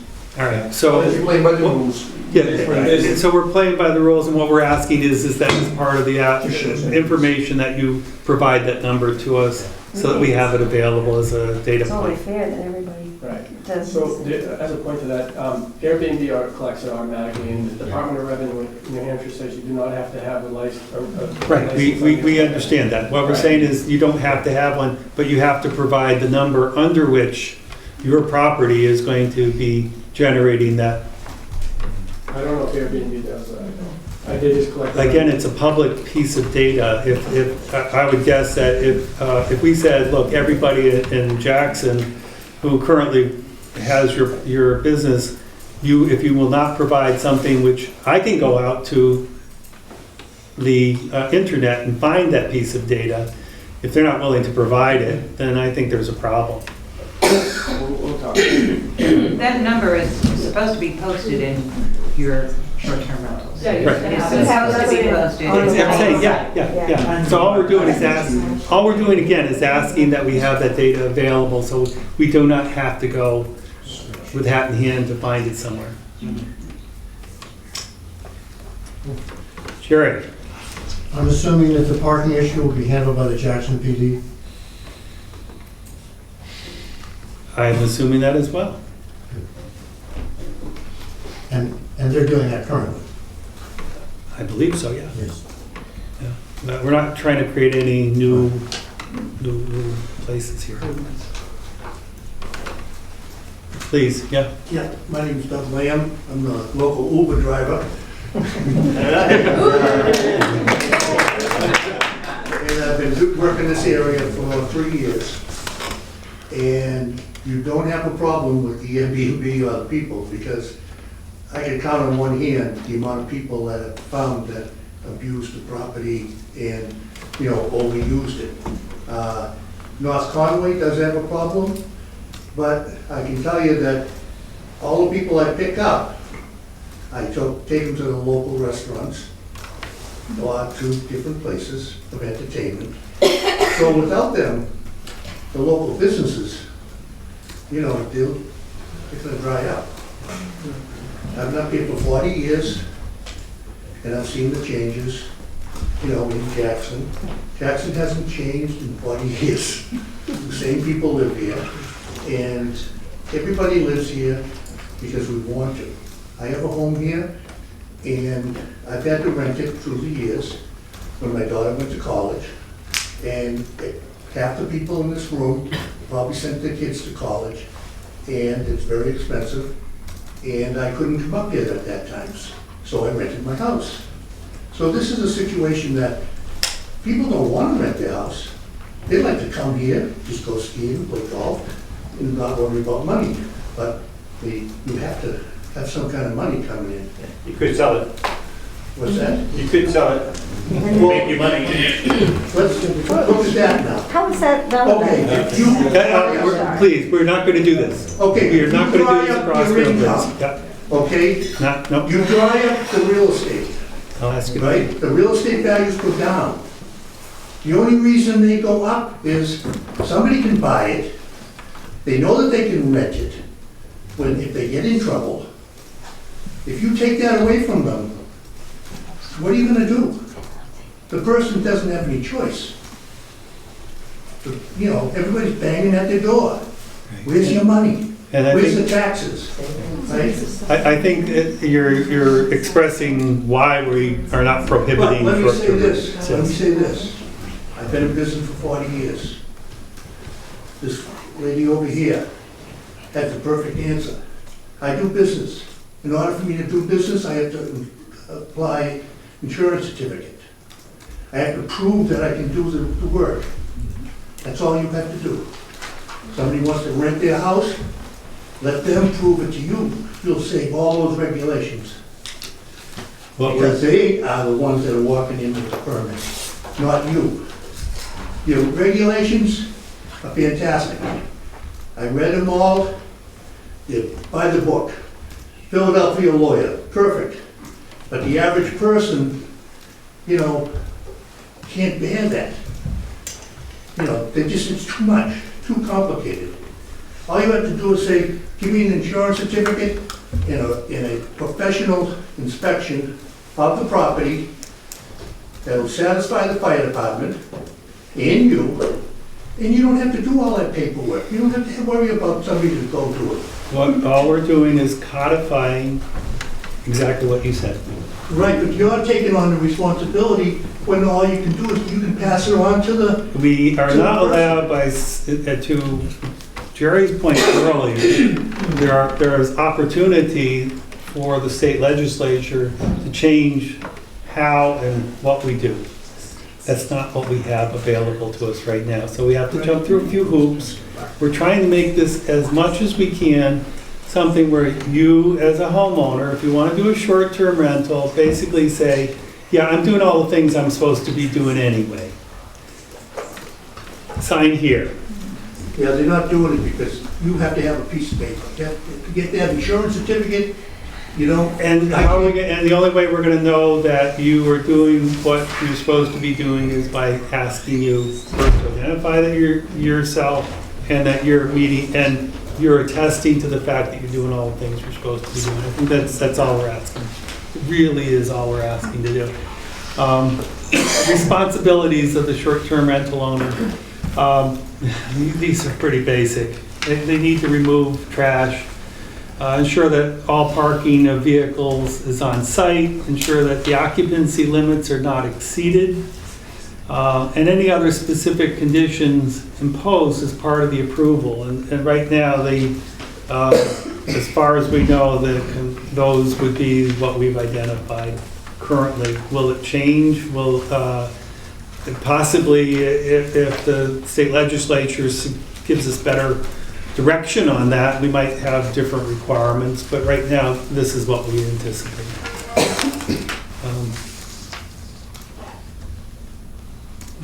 We're getting there, guys. the rural residential district, and this is where we had some earlier conversation around the number 25. And so this is the time to talk about it. 16.5.1 in the handout that you have, in the rural residential district only, short-term rentals are limited to 25 rentals per dwelling unit annually, unless the unit or another unit on the same property is occupied by at least one full-time resident. Basically, it says if you're owner occupied, that doesn't apply. The limit does not apply, but if you're an absentee owner, there's a limit. What if you live in the town? I mean, if we live a mile away from our rentals, and we are here every Yes, day. we're still saying 25 rentals, yes. Why? Again, we're trying to limit the number of opportunities because we have somebody over So here that that we have says to if you sell have our more than 25 rentals, you have a business, and we're not asking that you operate a business. We're trying to say that we don't want people to use the rural residential area as a commercial enterprise. Do you have That's what that's saying. exceptions? Excuse me? Do you have exceptions? And We you just talked mentioned in about your minutes in December 19th that you were considering grandfather clausing. So where are we with that? Yeah. Can I weigh in on that, Bill? Pardon? Can I weigh in on the grandfather thing?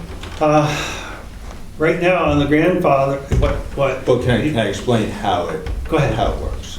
So, the concept, there is no legal term grandfather, just so we can put that to rest.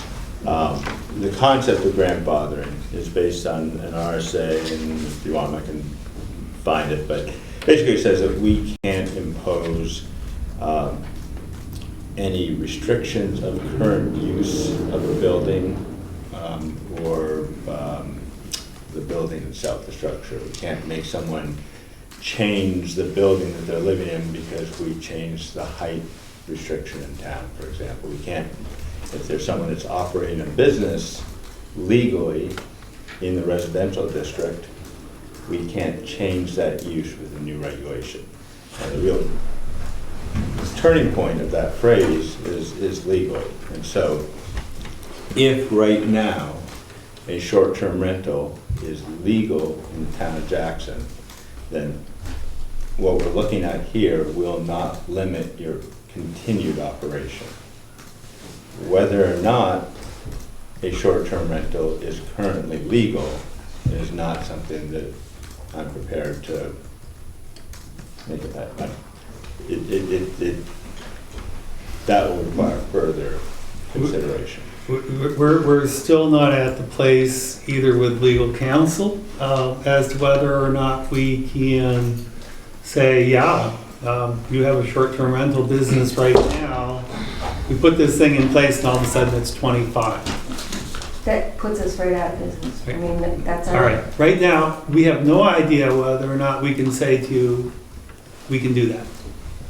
And because we don't have any I mean, I can idea, physically move to one of my cabins if that's what it if you'll let me please, I'll go stay with them If in you'll the let- basement. if you'll because I won't have let anybody me staying. please, we do not feel right now that we have the right to do that.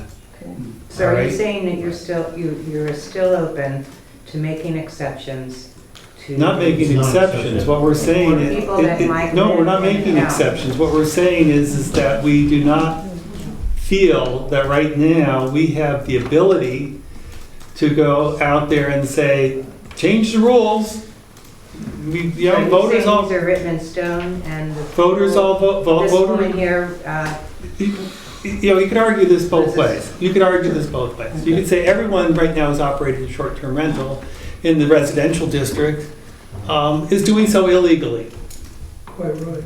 And then this ordinance wouldn't matter. I mean, this ordinance does not really impact current operations. Current operations are either impacted by current law or this ordinance, but this ordinance is not going to change current operations. They would only be changed by application of current law. So to your concern, we're not going to ask you to limit to 25. Then That's all I need to know. That's all I need to know. It's as simple as that, right?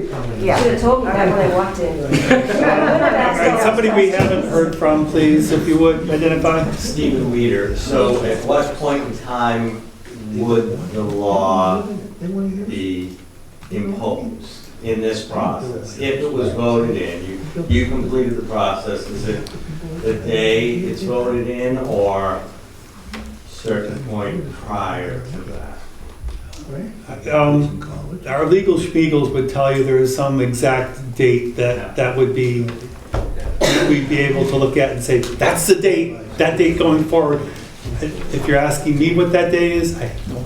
There is a point prior to it being voted in. Somewhere in this process. That it's sort of de facto in effect. It's likely after the second public hearing, where we actually say, this is what we're going to propose as the warrant.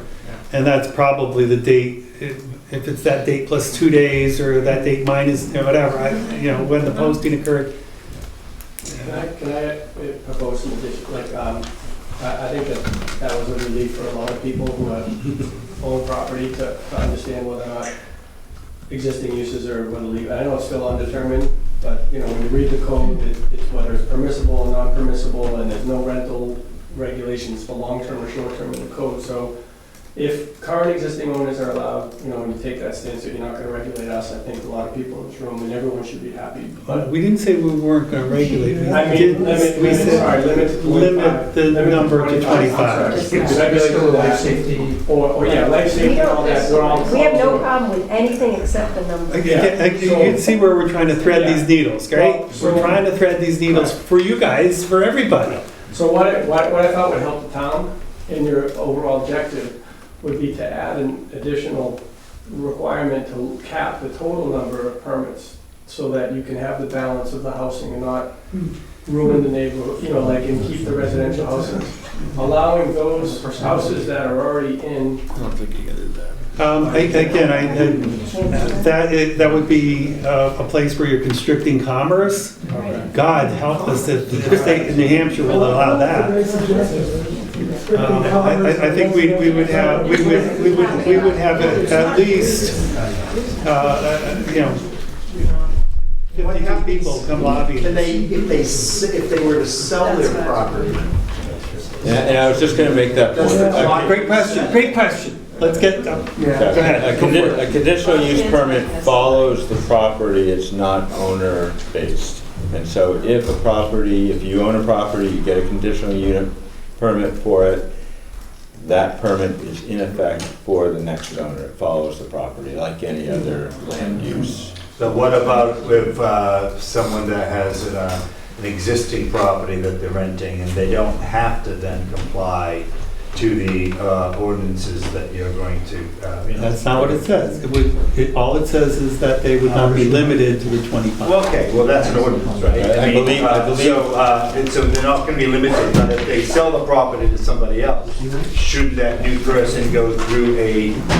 Would that mean you would like to have, if you're to sell your inn, that person would then have to have all the rights and responsibilities of grandfather to go through a new process? Well, it's like that now. If you stop the operation for a bit and you don't have a fire sprinkler system, and then you try to open it up or sell it, you have different requirements. Huh? You have different requirements. Yeah. Okay. My point is, so if you have, what you're creating, maybe unintentionally, I would assume, is a protection that allows certain people to gain financially, and other people can't. So if people were to inherit that down, and that would pass it down, or exactly. And what we're saying is that if your house is built within 75 feet of a waterway, prior to the time when we established that, we don't ask people to move. Yeah. And we're not creating this. This is state law. State law. And so we're required not to do this, okay?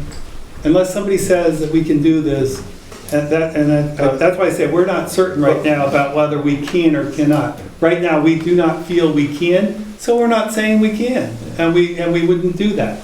You do raise one interesting point. Is there any sort of sunset or, if someone ceases to use their property for a certain period of time, can the permit then be revoked? And I don't know the And answer that's to 6 that. years in Jackson. If it's not used for 6 years, then they lose the right to operate that way. And that's for like an inn or a hotel. Yeah. Jerry, please. Relative to the 16.5, you stated that it had to be an owner. The ordinance actually says a resident. Whereas the owner could have a designee renting another room. It could fill that. It doesn't have to be the owner of the property. Is that correct? It does not need to be the owner. Okay. So it has And to then be to comment on the other issue, what you were describing is a use that's conforming before a regulation becomes non-conforming, but it's a permitted use because it predated the thing. Sunsetting, the concept of grandfathering was that like a grandfather withers and dies, the non-conforming use would wither and die. New Hampshire has never required that. The issue in Jackson has one that you may not expand a non-conforming use. However, Jackson, as Gary knows, has never enforced that part of it. They have allowed and continue to allow non-conforming uses to expand, but they do have to meet the normal built setback issues. Since we're talking about non-conformance, this is my experience and how I ended up in short-term rentals and extra houses and everything. And it's really geared towards the 60, 70-year-olds and the people in this room that kind of came up here to retire, and their family loves to come up and visit and so forth. And what you really have to think about, and what's happened in my case, is that I ended up with 2 houses and a vacation place down in Falmouth because my parents passed away. We use one for vacation, one's a short-term rental. We're gonna sell that. We're gonna sell that because I'm sick of going to Falmouth. And I'm moving that money up here to do something, right? But you have to think beyond that. So you might have in my case, what I look at all these different properties that I own. I own 8 or 9 of them. And I look at value and who I'm gonna sell them to when I go. So I can tell you right now, I'm gonna register every property in Jackson as a short-term rental, including my primary house. And I'm gonna make sure I conform to it every 6 years, so that it is, so it's grandfathered in. So there might be some, because I look at value, and most people, you're looking at a community that 60% of the housing is vacation homes or short-term rentals, and there's some subdivision in there, but I don't think it's 50-50 in that subdivision of 60. So the potential buyer up here is coming up here because of my demographics. They're coming up here to retire, me, full-time. But I've owned in town for 10 years, and I've owned up in the valley since '99.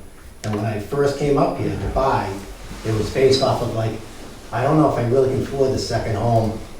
Hopefully, if I need to, I'll rent it out. So I just want you to know that because you're establishing the stake in the ground and defining what a short-term rental is, there might be some unknown circumstances of that for people that really do invest in real estate and are up here and own properties. They will register because they're going to establish them on that list. It's not conforming use in the future.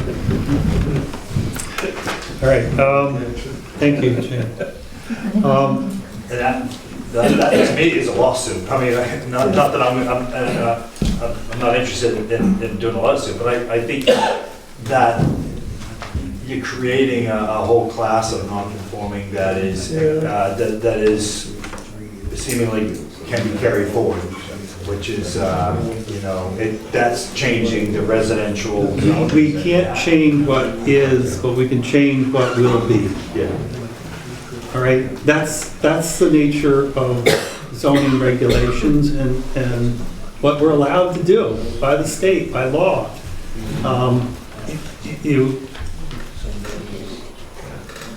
We're not going to ask you if you have a 42-foot building to take off a story.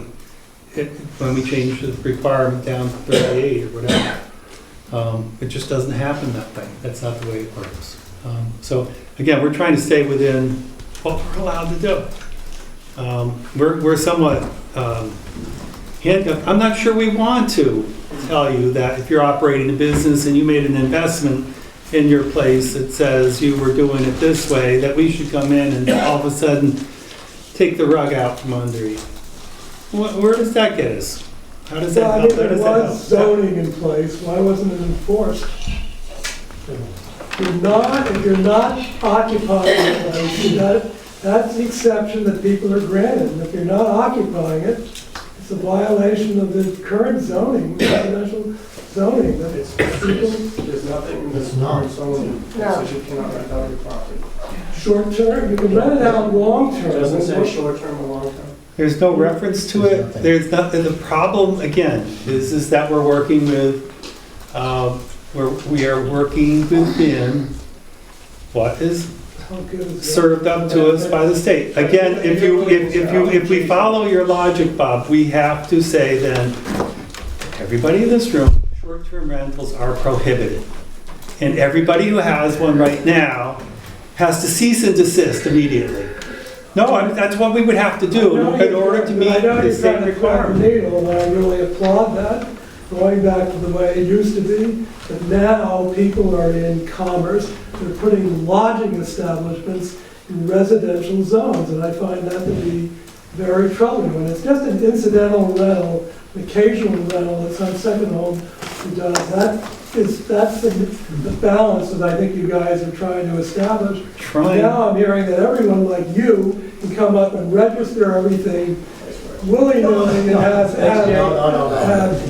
This is just really Okay, really, this is not helping us for the public hearing. It's becoming contentious, and that's not why I came here. I came to hear things. We're all neighbors. It's a small community. Let's all just get along. For whatever reason somebody wants to do an Airbnb or a short-term rental, let's support each other. I just want to walk out because I'm so disgusted by how people are behaving. I'm sorry. This is not necessary. And you know what? A lot of people who have inns, I understand you're upset. I understand you're unfair. But don't fight with us. Go fight the system. Don't fight with your neighbors. Well, we're part of the system now, and just to clarify, I don't actually have a philosophical disagreement with it. I like the Airbnb model, and I think anybody that owns a house, and if they can make money with it, then they should. But it's a commercial business. I would like to see it zoned, I understand the laws of the state, what you're saying about New Hampshire, but it's a business, we should treat it like that. If we need to give a grandfathered law about allowing it to exist for to follow your logic and to follow Bob's logic, we would have to prohibit short-term rentals. I am in not town. asking for that. No, but that's what you are asking for by saying what you just said. That is what you just said. I didn't hear him say that. Well, he did say that because he's saying they have to be treated like a business. Well, businesses are not allowed. Well, in the rural, no, businesses are I not. think correct me if I'm wrong. We could have a town meeting about it, and we could all vote and say, do we want to allow businesses, in the other areas? And In effect, we are right now, because what you might do as part of this is vote it down, and in fact, you might offer a warrant article to say, I don't want any businesses in town, or I want to regulate short-term rentals as a business and allow them in a rural residential district. We do not feel that the state law actually allows us to do that.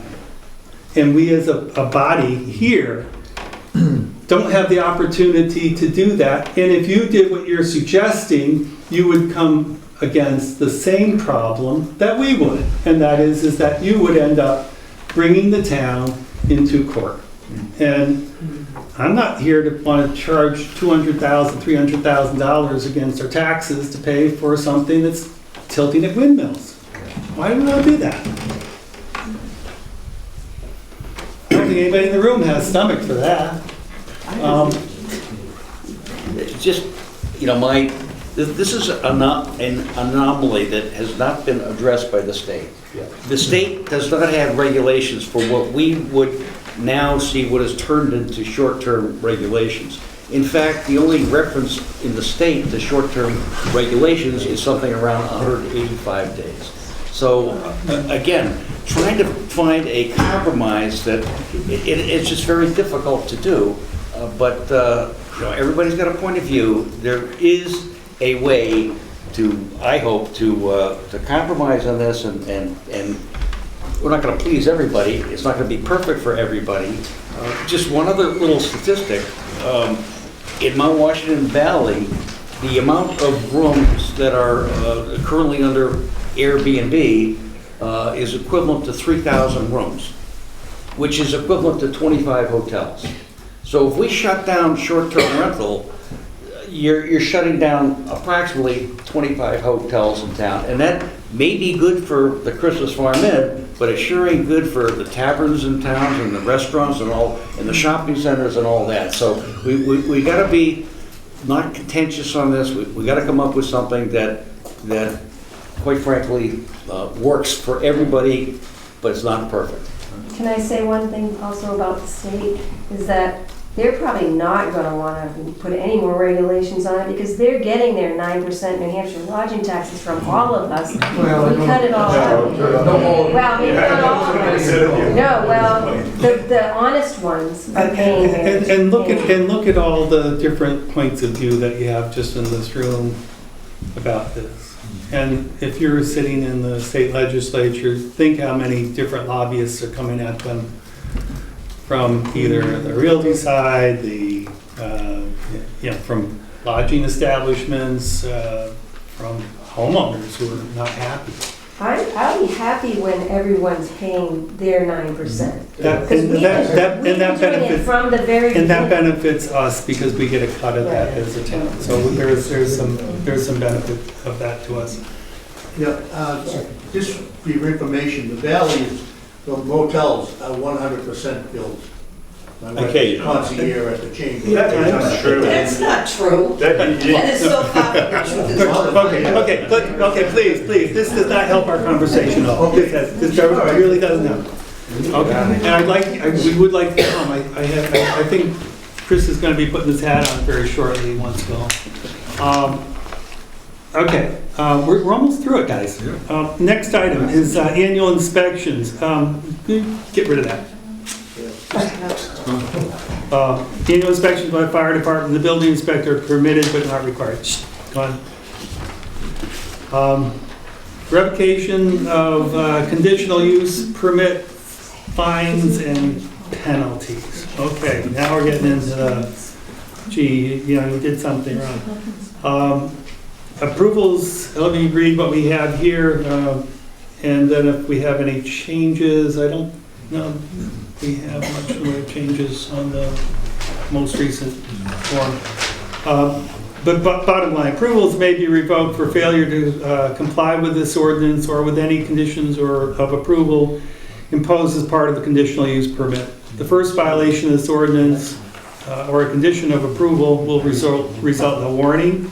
Second violation will result in a civil penalty, $275, and a third violation will result in a revocation of the conditional use permit. If a revocation occurs, the owner may not apply for reinstatement for a period of 1 year. And I'll just follow up with the last piece of that, and then we can open for conversation. Using a dwelling unit for short-term rentals without a valid conditional use permit will subject the property owner to fines and penalties outlined in RSA 676-17. I don't know that we have a change on that, that from what we looked at. All right, let me open up. Anybody have a conversation around that? Pretty clear? I just think a year is a pretty harsh, like if there's 3 parking lots. Yeah, it is, isn't it? Don't you think? And so warning's a really good thing. We have warnings and it's like, play nice or don't play. Yeah, so, and then There's another ordinance or a warrant in town for noise ordinance as well. I think that'll be important. Oh, you have to talk to the select people about that, it's on my Well, property. that'll be good. There is an ordinance, I believe, in town, is that you're not allowed to create noises that cause an interruption to your neighbors. If I That, may, by the way, is a new ordinance. Yeah. It It's not hasn't passed currently. yet. you know, if I may, that's just us all being neighbors and being tolerant. I live on Green Hill. I can hear all the music that's being played. I can hear it from the Shannon door. I can hear it from the Thompson house. I can hear it from the Wentworth. But you know what? They're my neighbors. They need to make money. They're doing a venue that helps them stay in business. Do I like it?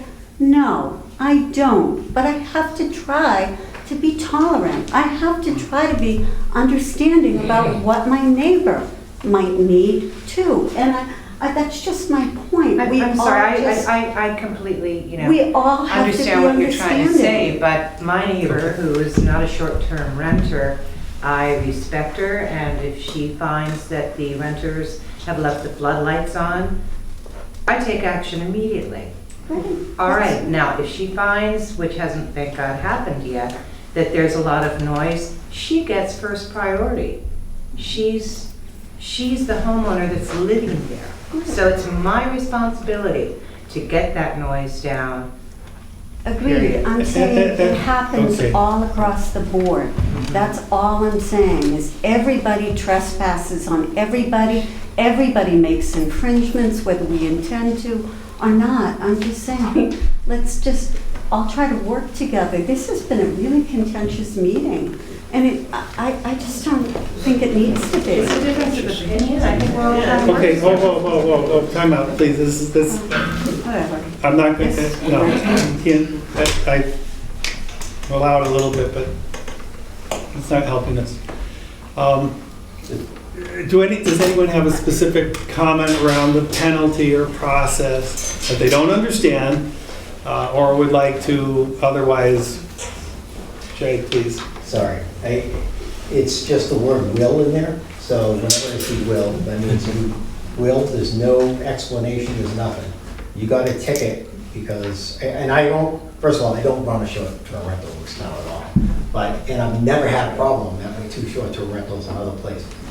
But, you know, you could be the best owner in the world. You could give your cell phone number to every single neighbor you have. And a police officer goes by and someone parked out in the street. It's not, that's against this. I get a warning, that's a will. That means it's gonna happen right away, no matter what. I really, you know, I could do the best, they have the best tenants, and I only, you know, whatever. So will, I've seen other ordinances that say may, and there's, you know, you have to go in and review what happened, so. We'll take that under consideration. I think, just to say something to hopefully bring this whole public hearing to a conclusion, is that if you look at the zoning ordinance the way it is written right now, it is one where it states all the uses that are permitted. And when you have an ordinance written that way, that means if it is not stated as being permitted, then it means it's not permitted. And if you read the whole list of uses that are permitted in the rural residential district, you don't see short-term rentals there. We know they exist, and as we've talked about tonight, there are many cases where it's not a problem and it should continue on. So what we're trying to do with this amendment in addition to the zoning ordinance is to state, yes, there are short-term rentals, and what we want to do is to make sure that they all comply with reasonable regulations, reasonable building ordinance regulations, and this then allows them to be there instead of the way it stands now, as has been mentioned already tonight, is that it says short-term rentals are not listed as a permitted use. then right now they're not permitted. But what we want to do is to allow them to be here and to have them regulations to keep them the way we, everybody would want them to be. That brings back up that point of the grandfathering we've been calling it. So will it be the town's opinion that based on Sally just said that they're not permitted and therefore going forward, they're gonna have to have conditional report? And you've told us that we won't make people who are currently have rentals comply to 25. That's just a big thing right there. But because in the current ordinance, if it's a permissible ordinance and it hasn't been permitted, is what was just stated, then there's also long-term rentals aren't stated in that ordinance as well. So, and when the NHMA commented on this, the question was brought up on that call on November 20th. And the answer was that it was always been the right to rent, something to that effect, and it was common, and there was a language that they used, common and acceptable. So I just... Yeah, we can argue it 6 ways to Sunday. I think that if we said to your folks who have short-term rentals, we're gonna pull the rug out from under you, that if I were you, I would be suing me. Okay, so why would we do that? So I don't think that we can say definitively that Jackson will never go after an existing short-term rental operation if Jackson feels that is already illegal. But as Bill said, it would be the quickest way to put ourselves into court. And at best, with our home occupation thing and what you mentioned about rental being a sort of historical use, it's going to be a gray area no matter what, and so we would be in court and not be assured success, and so I don't really see us thank you for that consideration. Jumping into that. I appreciate it. Karen, you guys identify yourself, please. Karen Burton, Jackson, town clerk. I'll leave that one off. I have a couple of thoughts, and I'm not in your world, I'm not a rental into that degree, but I've done accounting for many years for various businesses, and I know what some things that are required by the state, and I liked what I heard from some of you. For an example, okay, your current use permit, $50. That's not a killer. An annual one. But when you do that, you bring in your insurance certificate, because if you're a subcontractor for any local business, you have to submit your insurance certificate because required by law. So it's just us maybe having a little protection, making sure that that property is properly insured if something was to happen. And I don't think that's uncalled for, because many people and businesses have to provide that anyway. The tax ID number, apparently, that's normal already, you have to post it. So for you to provide that is not an issue.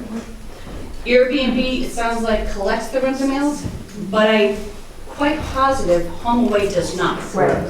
So that's a little glitch in there. And there's Expedia and Booking.com and VRBO, a whole bunch of others. Yeah. The only other thought I had is, And Airbnb is the only site at the moment that has an arrangement with New Hampshire to collect and remit tax on the property agent's behalf. the only one I have is, the last thought I have for you is, say an existing non-resident has a short-term rental.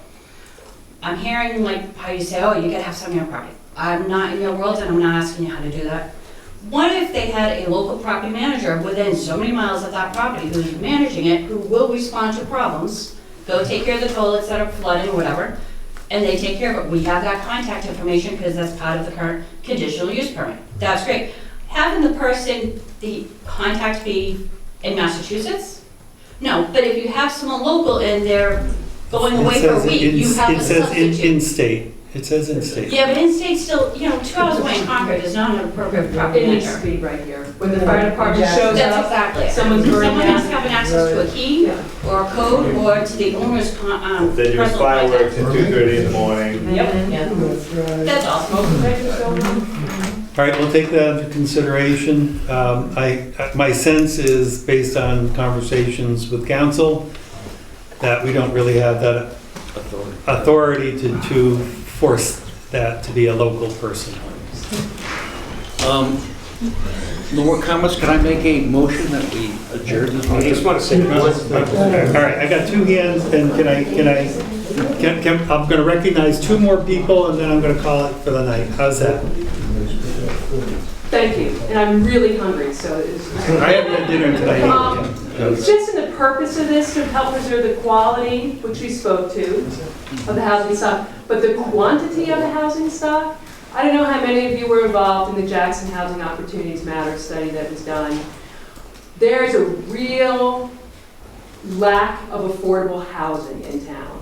And so when starter homes go on the market and people swoop in and buy them up and put them on short-term rental, you are impacting our, not only what makes Jackson Jackson. For as much business as short-term renters bring into town, there are also people who can't work in the businesses who are in our area.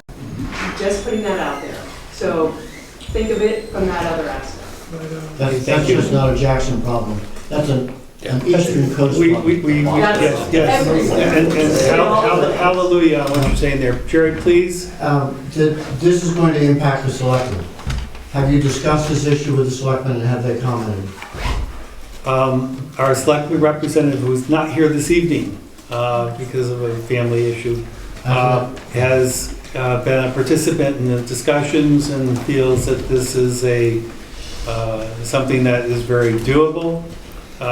And actually, we have reduced the amount of resources that we might use in terms of inspection and things that we've been able to winnow out of this process. So I think that they were willing to buy in when we had the inspection process. Pulling that out makes it much less onerous. So the answer to your question is, yeah, they have. I also have a feeling that you may have had some conversation at home. Yes. And all supportive. And so we know of at least two of the three select folks who are aware of which two did you say? Who did you have to talk with? This fellow here? Me. This fellow here? Jerry. Right here? Dave. Oh. Yeah. Barb's. Okay. The other select. That's why I asked. I think they may have had some conversation across the dinner table on this. And if you have any different... Can I poll one of your members? Is that, Kathleen, is that how the information you had? No, it isn't, but that's okay. Thank you. What does Huntley have to say? I'd like to hear that. Oh, the only thing I have to say is it's quick. It's just about noise. Local hotels at 10 o'clock at night, because I hear the music a little bit where I am. 10 o'clock, they're quiet. And they never go beyond that. So, you know, they do have restrictions. That is not true. No, that's not true, but we're not here, please, we're not here to do a noise ordinance. That's the select person, the select folks meeting. Please attend their meeting. They have a public hearing, I believe, next week on the noise ordinance on Tuesday. So please, we have issues with that. If we can, I'd like to